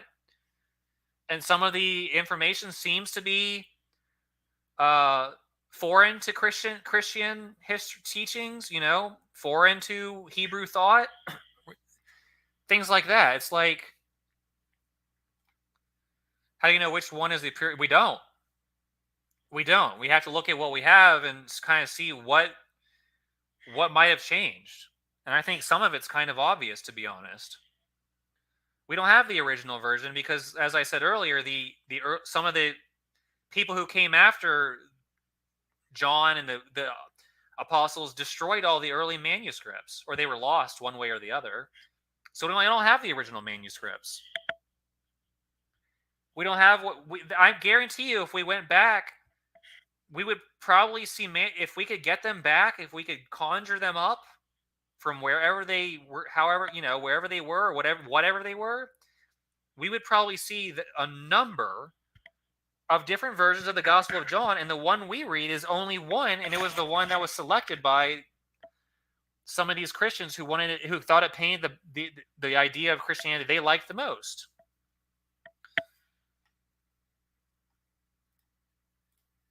An early manuscript can be incomplete. Yeah, it can be incomplete, but early version in the editing process. Yeah. Well, I doubt. I really highly doubt it's going to be in the editing process as long as it seems to have been, with as many changes as there were.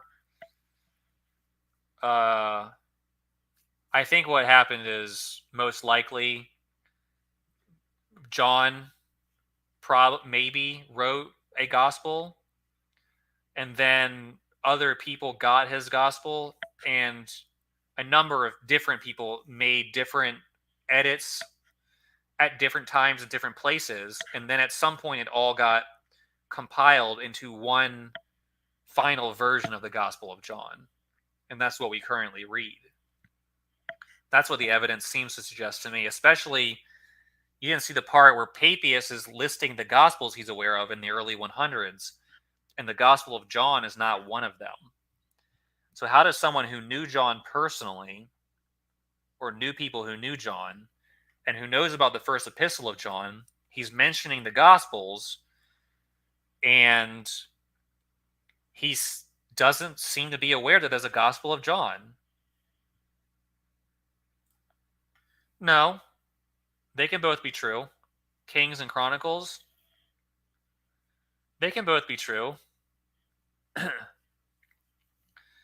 But they don't present themselves as being by the same author. Whoever wrote Kings clearly distinguished that, the Chronicles is a different work, and it contains similar information but some different information. Sometimes the scribes are writing from later dates and have more information. Well, I don't understand why they would need to. Where would they be getting the new information from? Are you saying that John wrote multiple manuscripts himself, and that they were floating around out there, and the scribes found them and put them together later? I don't think that is possible, but seems highly unlikely to me. Very unlikely. What makes the most sense is that John probably wrote a gospel, maybe, and that people took it and inserted things into it, or maybe removed things as well. Who knows? And then the church was, when it was trying to determine what canon was, had these before them and picked one and got rid of the rest. Why is John not similar to Kings and Chronicles? Because John, it presents itself as being by one author and having been written at one time as one work. Whereas Kings and Chronicles, they clearly distinguish themselves. There was a writer of Kings and there was a writer of Chronicles, and they don't try to present themselves as the same individual or the same work. It says a number of times, Kings mentions the book of Chronicles and says that, the information is contained in Chronicles too. So he's not trying to illegitimately or deceptively pass himself off as somebody else and rewrite it and add things to Chronicles that he wants to. And by the way, pseudepigraphy was a very common thing in the early church, so that's another issue. I can't get into that right now. I can't get into pseudepigraphy right now, but because the stream is just too long. But this was extremely common in the whole ancient world, not just Christianity, but in pagan philosophy, and in entirely other parts of the world, when someone wanted to popularize their ideas, they would write under the name of somebody who had authority within the movement. So it wouldn't be like Joe Schmo's ideas. It's like the Apostle Paul. The Apostle Paul wants the church at Ephesus to know something, not, Bob, who is interested in these things, but no one takes seriously. Hey guys, I found a letter from Paul. I found a letter from John. I found something from Luke. He was the companion of Paul. But we can't know which John was first or which John. Yeah, exactly. Exactly. Now you're getting it, Ryan. Yeah, we can't know. That's the problem. That's probably what upsets a lot of people. No, Ryan, what they're arguing is that the current version of John is not the original. All right, I'm probably not understanding you perfectly. Which Luke? Yeah, that's a whole nother discussion, Nancy.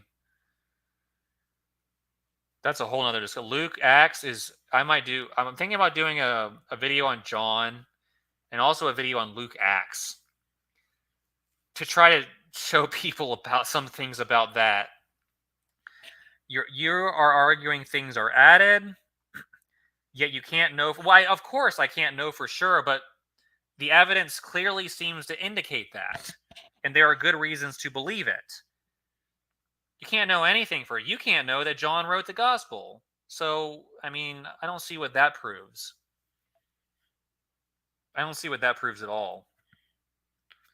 And it's not I'm arguing as I showed you earlier. This is what scholars have been saying for a long time, and Christians need to get with the picture, or their religion is going to be decimated by the facts and information. And if they aren't ready for it, and they already you're seeing it. Like, the traditional view of Christianity is just not taken seriously amongst people who study these things. And it's not because they're atheists and they're secularists. It's because the evidence clearly doesn't support the traditional view. The traditional view is based on tradition and emotions and what's the best word? Just kind of accepting things and accepting things as they're given to you, not analysis. What about Luke? What? I don't know what the question is. Maybe the added information was supposed to be included in the other manuscript. Well, Ryan, we don't know. If that's your theory, go ahead. I don't think it's very reasonable or likely, but you can go with that if it helps you. It helps you feel better. Luke has information in it. It's not reliable. A good deal of what is written in Luke contradicts things Paul says. Yeah, that's true. That's absolutely a lot of what's written in the Gospels contradicts what Paul says. And I know a lot of Christians don't want to accept that, except the dispensationalists who make a living off of it. But yeah, that's why people who say Luke was a traveling companion, whoever wrote Luke was a traveling companion of Paul, is like, well, he clearly didn't agree with Paul on a whole lot. And he clearly didn't agree with himself in the book of Acts a lot either. All right, well, I had an angel highlight John 1. Well, that was a couple of the verses we decided John 1:1 and John 1:14, Ryan, are part of the prologue of John, which, as we saw today, and you need to go back and watch the video, are part of an edition or an edition of the Gospel of John that wasn't originally there. So your angel highlighted things that weren't supposed to be there. Oh my, what? 13 above. I don't know what I said that's eliciting that reaction.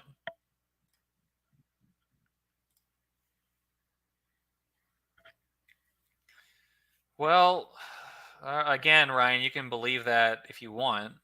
You can believe that an angel of God gave you those verses, but God also apparently what a made it so the historical evidence suggests that you know those verses shouldn't even be there. So I don't know why God would do that. 2 times New Testament. So who was Luke character? Luke. Yeah. You're right. You're right, Nancy. You're right. Oh my, about Luke and Paul. Not you.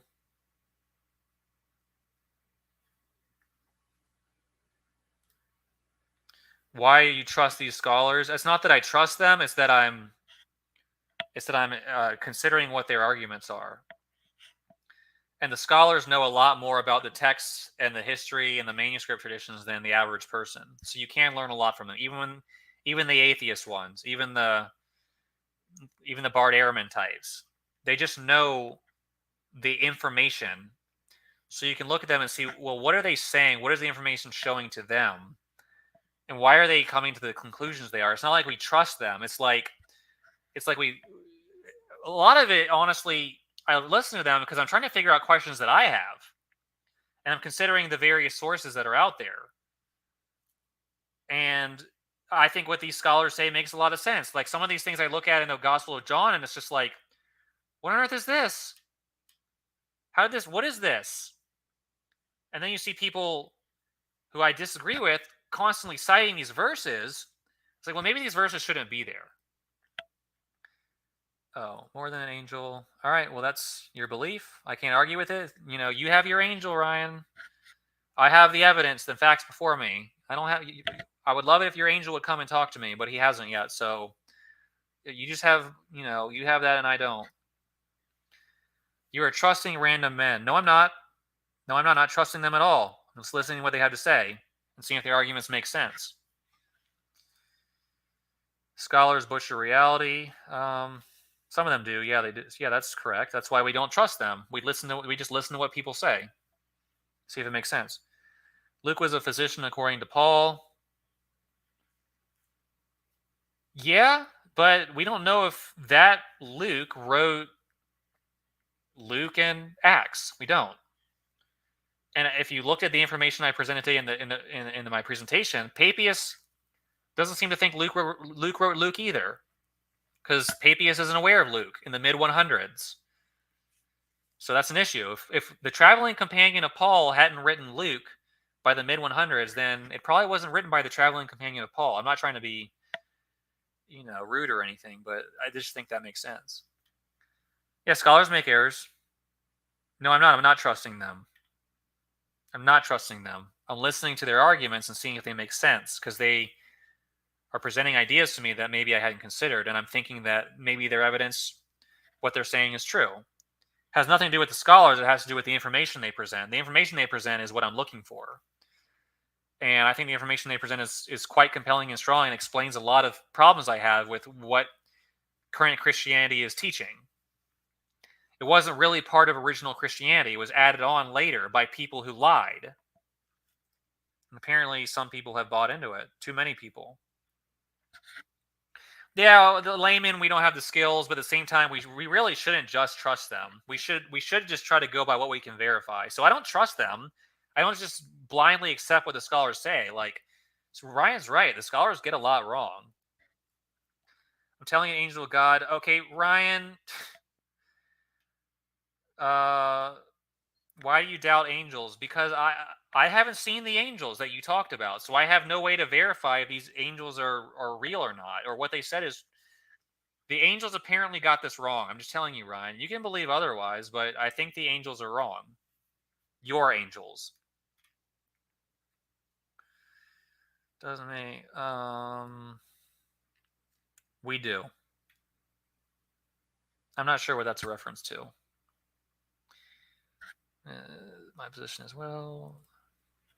Consider Luke Acts was written as late as the second trade. Yeah, and Nancy, I presented evidence of that today. Some people just don't want to accept it because they have angels telling them things. You're not going to notice if you think the idea of mankind is. I don't think it's impossible. I think I just can't confirm it or deny it. 13 above. I mean, all right, this is the typical line. Well, the beginning of Luke looks exactly like the beginning of Acts, so that means we know that Luke wrote Acts, even though the book doesn't say it was written by Luke. Neither one of them says they were written by Luke. The only reason we think it was written by Luke is from church tradition. The first person to call it the Gospel of Luke was Irenaeus in the year 180, about 100 years after it was supposedly written. You can go back and look at that history, 13 above. I'm not trying to like attack you or anything, but if you really buy the idea that just because Luke starts the same way as Acts, that they were written by the same person, I mean, you have a lot of questions to begin at. You have to try to question yourself on that. Like, does that really prove what I believe? No, it doesn't. I think what it proves is the author of Acts copied whoever wrote the book of Luke. Is that a possibility to you? And I know I sound like I'm being condescending to you, but I really am just trying to get you to think this through because, you know, your eternal soul is on the line. I actually do care about you. Ryan, you're funny, man. Those are the verses the angel wanted you to reject. That's funny, Dirty.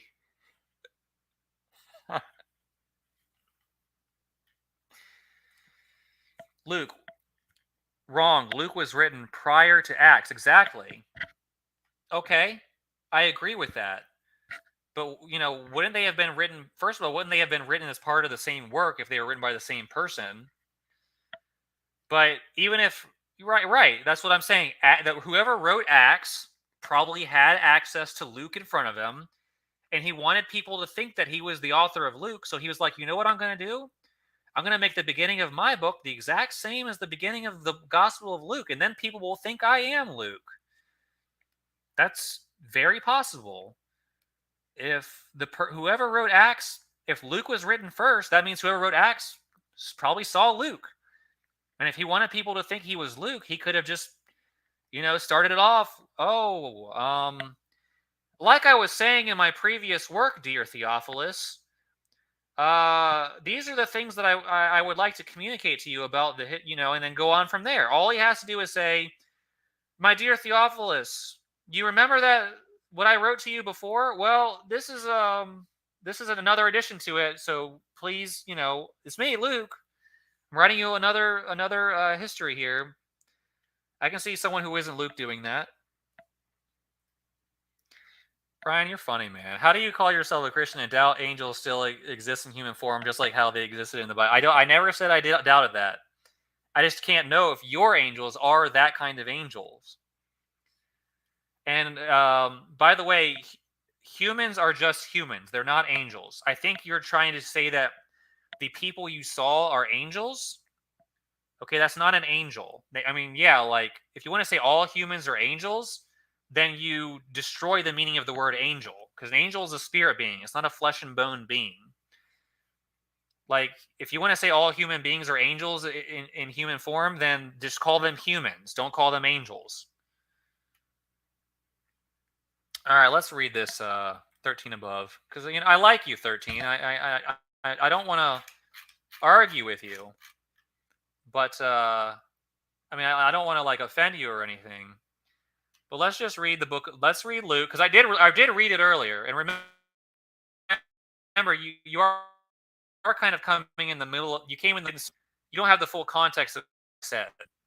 This is the beginning of Luke. Inasmuch as many have undertaken to compile an account of the things accomplished among us, just as they were handed down to us by those who were from the beginning, were eyewitnesses and servants of the word, it seemed fitting for me as well, having investigated everything carefully from the beginning, to write it out for you in consecutive order, most excellent Theophilus, so that you may know the exact truth about things you have been taught. Okay, that's those are the verses in question. I didn't read it slowly, but that's what it says. Okay, so nowhere here does this say, I, Luke, am writing these things. There's no author given. Nowhere in the Gospel of Luke does it say it was written by Luke. So we do not know if this was written by Luke. The reason we think it was written by Luke is because people who came later said it was written by Luke. But you won't get that from the Gospel of Luke itself. The Gospel of Luke is just a name attached to it from tradition. It doesn't come from the text itself. So we can't confirm that Luke was written by Luke from the Gospel of Luke. That's fact one. Now let's go to the book of Acts, which was written after the book of Luke's, much later, because it's being quoted much later. Why would Acts be quoted start getting quoted so much later if it was written by the same person at the same time? Here's the part that gets 13 above. This is why he thinks it's the same author. The first accounts I composed, Theophilus, about all that Jesus began to do and teach until the day when he was taken up to heaven, after he had, by the Holy Spirit, given orders to the apostles whom he had chosen. All right. So this is the first two verses of Acts. It doesn't say it's the same author. Well, it does. Okay. Oopsies. It says, it doesn't say the Gospel of Luke, first of all. It doesn't say the author's name. It just says I. It's addressed to a person with the same name. And it kind of sounds like he may be referring to the Gospel of Luke, but it's kind of unclear. It sounds like, yeah, we could probably assume that. But how do we know this isn't some person who's reading the Gospel of Luke and saying, I'm going to pretend to be that person by starting my history out in the same way that Luke did, addressed to the same person, and say, and if you wanted to deceive people, you could easily do that. Not that it was deception, but right, yeah. Acts 1 and RSV, O Theophilus, I have dealt with all that. Yes, I'm not disputing that. It says that. My question to you is, how do you know from that it's the same person? How do you know it isn't somebody who's just reading Luke and beginning it in a very similar manner and addressing it to the same person to make it seem like he's Luke? Oh, well, that wouldn't happen. God wouldn't allow a liar like that in the Bible. Well, how do you know? Is it because that's just your faith? Okay, well, that doesn't prove it to someone who's asking the questions I'm asking. All you have is, well, that's what it says and I believe it. Well, that's not really proof. That's what you believe.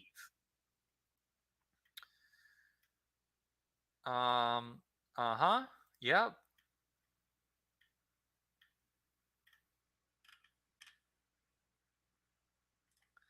Luke is speaking and said to write it out for. How do you know Luke is writing? How do you know Luke is writing here? What verse to you suggests that Luke is the author of either of these books, 13 above? Not just the book of Acts, but the book of Luke. Where do you get confirmation of that from the text itself? And while you think about that, I'm going to take a 1 or 2 minute break and I'll be right back.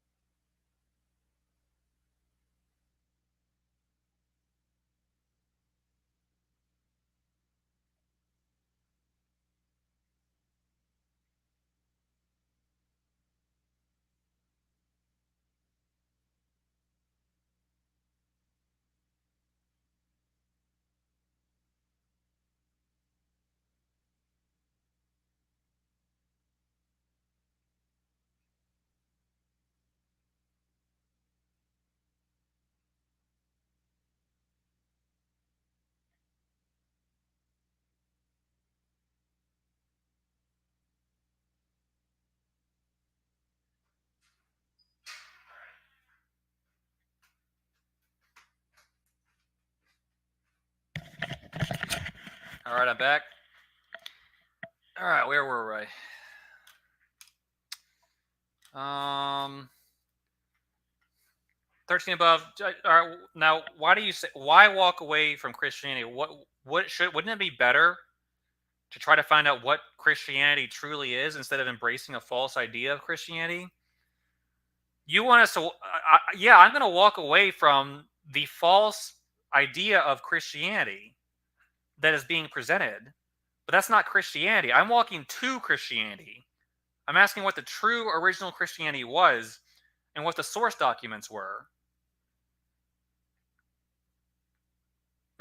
You don't understand that people like you have believed in my opinion, a false view of Christianity, and I think you should walk away from that. I mean, unless, you know, people don't want to do that, but they should if what they believe isn't true. How do you know he wrote it? Well, how do you know he didn't? Well, I'm not alleging that Luke wrote it. I'm not alleging that Luke wrote it. The modern church is. So they're the ones who should try to prove that it really was written by Luke. That's what Muslims say.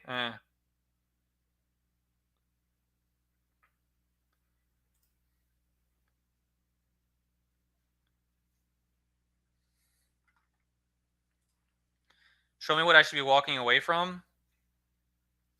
I mean, I really, I'm saying this in the most kind and loving possible way I can, 13 above, because I want you to see the truth. You need to walk away from a lot of what you currently believe about Christianity, because it's not true. It's not justified. It's based on false pretenses that have been handed down over time, and were kind of things that were traditions that were created in the early church. But when we actually do an investigation, we find out that they weren't actually original elements of Christianity.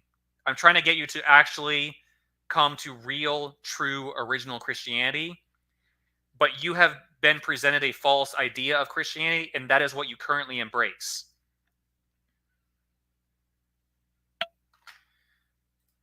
Bring that truth claim you have. Well, I kind of did it throughout the video. I think you missed a lot of the important stuff.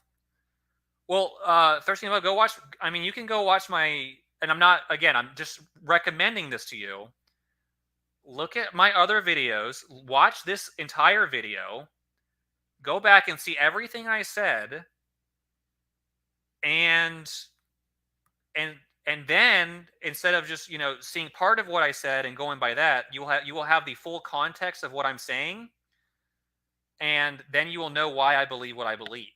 Is at least in this particular instance. And you can go and look at some of my other videos and try to see like what your problems are with what I say there, because I can't do it all in one video. Like, this video is already 3.5 hours long. That's like way longer than I wanted it to be. So I'm probably gonna have to end it, like, a hard ending is 4 hours, because I want it to be long enough to where people will watch it. But yeah, when it starts to get too long, like, no one will go back and watch the whole video, even though it's important that they do. So I try to keep them below 2 hours, but we're coming up to 4 hours now. But I want to interact with you. Yeah, come back, 13 above. Like, I understand you disagree with me. You obviously think I'm wrong, and I can understand that. I don't dislike you. I want to continue the conversation with you and hope to show you that. I hope you get to true Christianity, what I think is true Christianity. I hope you will at least consider doing that, because I mean, I care about you, but I care about all people and helping all people see the truth, what I think is true. That includes you. But I think you really do have to open your mind up and start questioning your presuppositions and why you believe the things you do. You need to ask, okay, I believe Luke was written by Luke. Why do I believe that? Well, I'm guessing it's because someone told you that. Well, who told that person? Whoever told them. And going back and back and back, well, where did this originally come from? Well, it clearly didn't come from the book itself. Because you can't find Luke's name in Luke. And you can't see people calling Luke Luke until hundreds of years after Luke would have written it. 100 years after Luke would have written it. So things like that, like, really start asking yourself, 13 above, like, everything you believe, start trying to justify it to the most basic, fundamental, indisputable level. The things you believe about Christianity and Paul and Jesus, like, really go back and try to figure it all out. Where did it all come from? Where's this? Can I really trace this back to a definite source of true information that's unquestionable? And if I can't, what's the closest I can get? You know, I mean, if you don't do that, you're investing your entire eternal soul in things you've just accepted.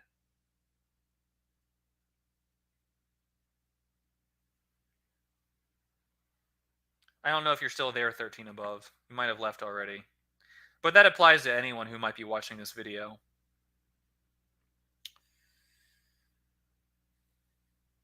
Do you believe the book of Luke? Well, it's complicated. There are definitely things in it that I believe are true. Do I believe it was written by Luke? I have no reason to believe that. No solid reason. All right, 13 above. Yeah, watch the video. Then you'll see everything I said. Then you'll know why I believe what I believe. And I know it's a long video, but go back and watch the parts you didn't see. All right, have a good night. Thank you for being here. I appreciate it.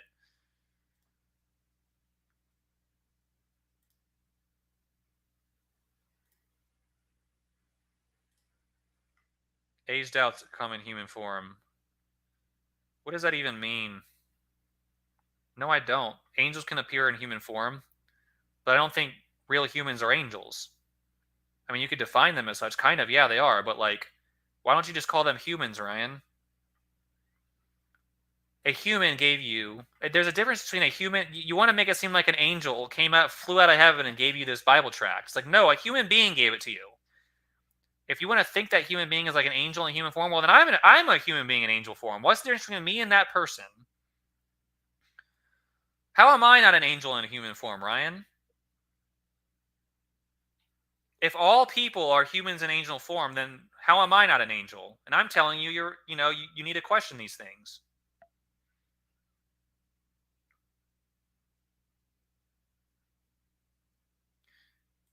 What does that mean? Like, what do you mean by angel? Like, literally a manifestation of a spirit being that kind of like disappeared after you stopped seeing it? What is it? What are you saying then? Was it a human being? Was it a human being, Ryan? Or was it not?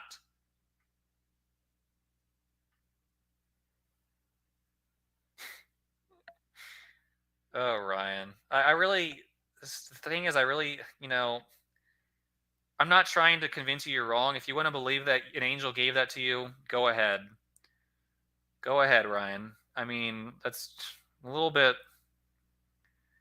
It doesn't help you win an argument. You shouldn't use it as a defeater in an argument, which is what you were trying to do.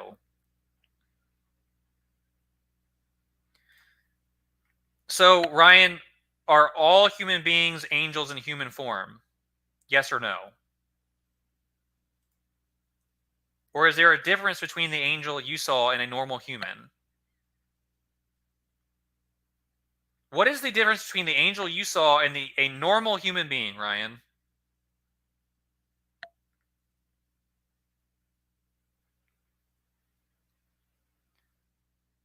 All right, explain to me how the angel you saw is different from a human being that we see all the time. What is this? What's different about its nature?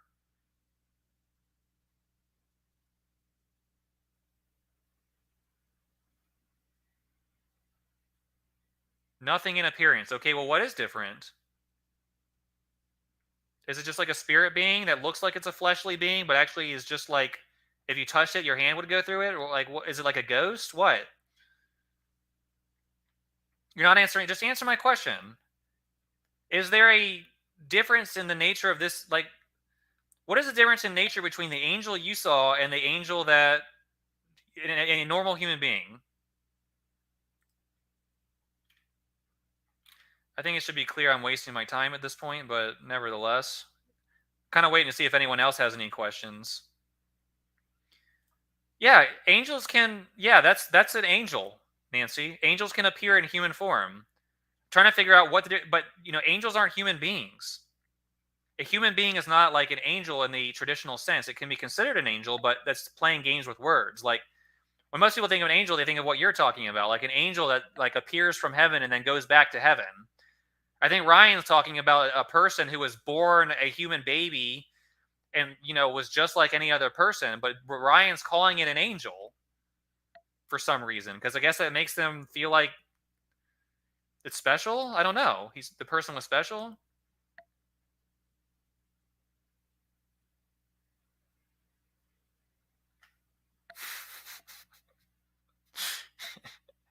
Oh, that sounds scary, Dirty. Read Hebrews 13:1. Why should I care what Hebrews says? What will it teach me? I don't accept Hebrews, Ryan. That's part of the problem. I don't care what Hebrews 13 has to say. That's why do you accept Hebrews? Maybe we could ask that. What is Hebrews 13:1 going to say? Like, Hebrews 13:1 is not part of Christ's teaching. I don't care what it says. It's just some random person, anonymous person. I don't know who it was. Like, it's like you're telling me that you're trying to prove your doctrine to me. Why? What does it prove? It proves nothing. It proves to me you've put your faith in a document there's no justification for. Yeah, it says something about they entertain humans not being aware of it or whatever. It's like, but so what? You don't even know who wrote Hebrews. It's like, why should we believe that? How does that establish your belief? And why you still have, I just want you to answer my question. Like, yeah, what that verse is saying is that humans will sometimes appear to other angels will appear to humans, but they're not humans. I think what you're trying to say is that there was a human who gave you a Bible tract, which I think contained false information, but you want to say that human was an angel because humans are just angels in human form. Ryan, all right, okay, I agree that angels can come in human form. I've said that a number of times.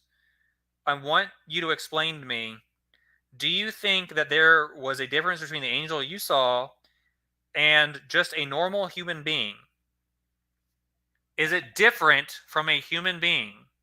Like, was the angel that handed you that Bible tract, was it born as a human baby to a human mother and it lived and died and it had to eat and like it lived a full life? Is that what you think this angel was?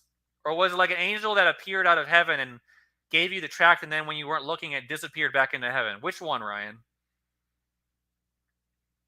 No, I'm not going to drop the link because I don't want to waste my time. Which one, Ryan?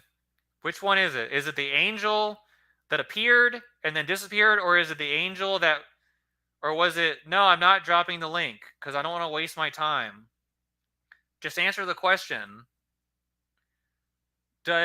Is the angel like? Was it someone? Was that angel that handed you that Bible tract? Was it born as a human baby and lived a full life up until the moment that you encountered it? You're not answering my questions. I'm just trying to figure out your idea of this angel. Yes or no? Did that angel who gave you that Bible tract, was it born as a human baby, as far as you know, and lived a full human life? Yes or no? Well, please answer it again. Yes or no? Do you think that angel was born as a human baby and grew up to an adult human form?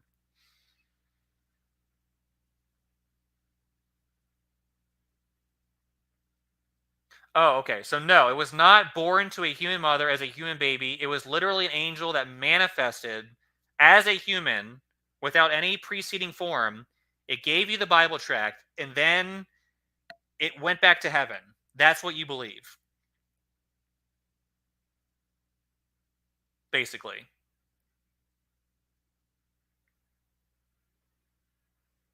All right. Spinning our wheels. So, all right. Does anyone else have a question? Okay. So, well, Ryan, I really don't think that's what you saw. I think you saw a normal human who handed you a Bible tract and you interpret it as an angel, but it's really not. That's my opinion. I can't prove it, but that's just what I feel. That's the evidence I have before me. That's all I have to go by. I really think you need to consider the possibility that you did not see an angel, that all you saw was a human being. You need to at least entertain that possibility, because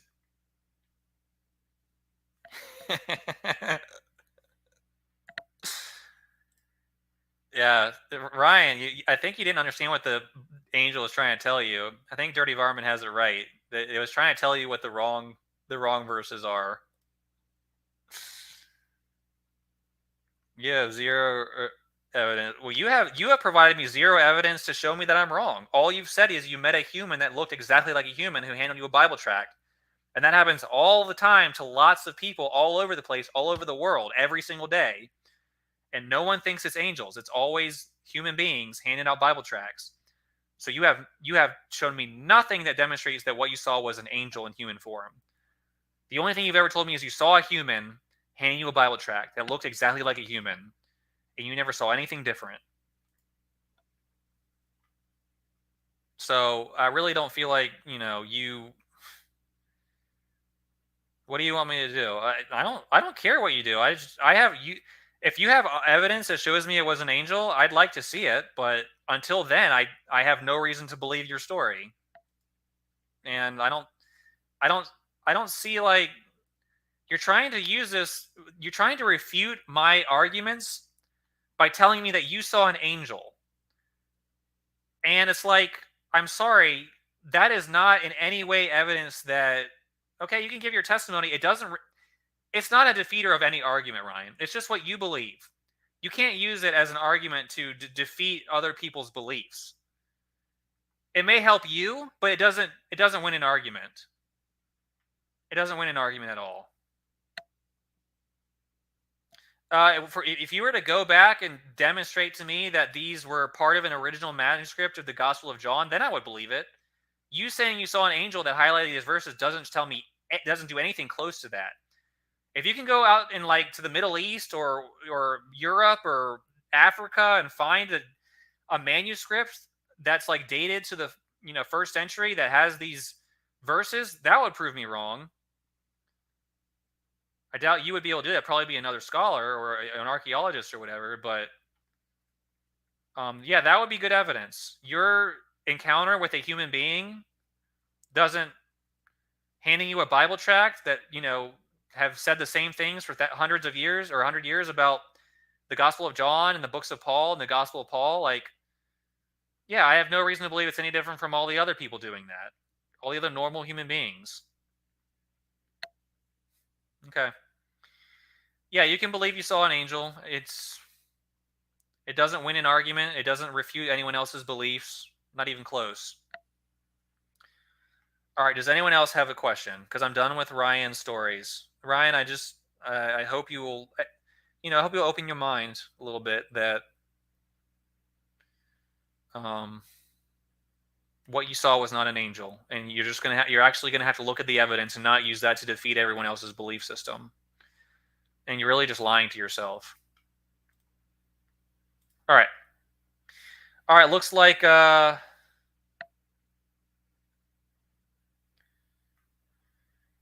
maybe we'll consider that another time, Nancy. All right, it looks like we're done, folks. I don't see any questions coming in. I really hope, this was a tough one for me. I didn't want to, I think it's not tough for me, but I can see how it's tough for other people. But I really do think everything I said was based on truth and helps people come to a better understanding of the truth of what Christianity is. And if people don't agree, then they're free to disagree. But whoever's right is right. Whoever believes the truth is true believes the truth. But it's a tough one.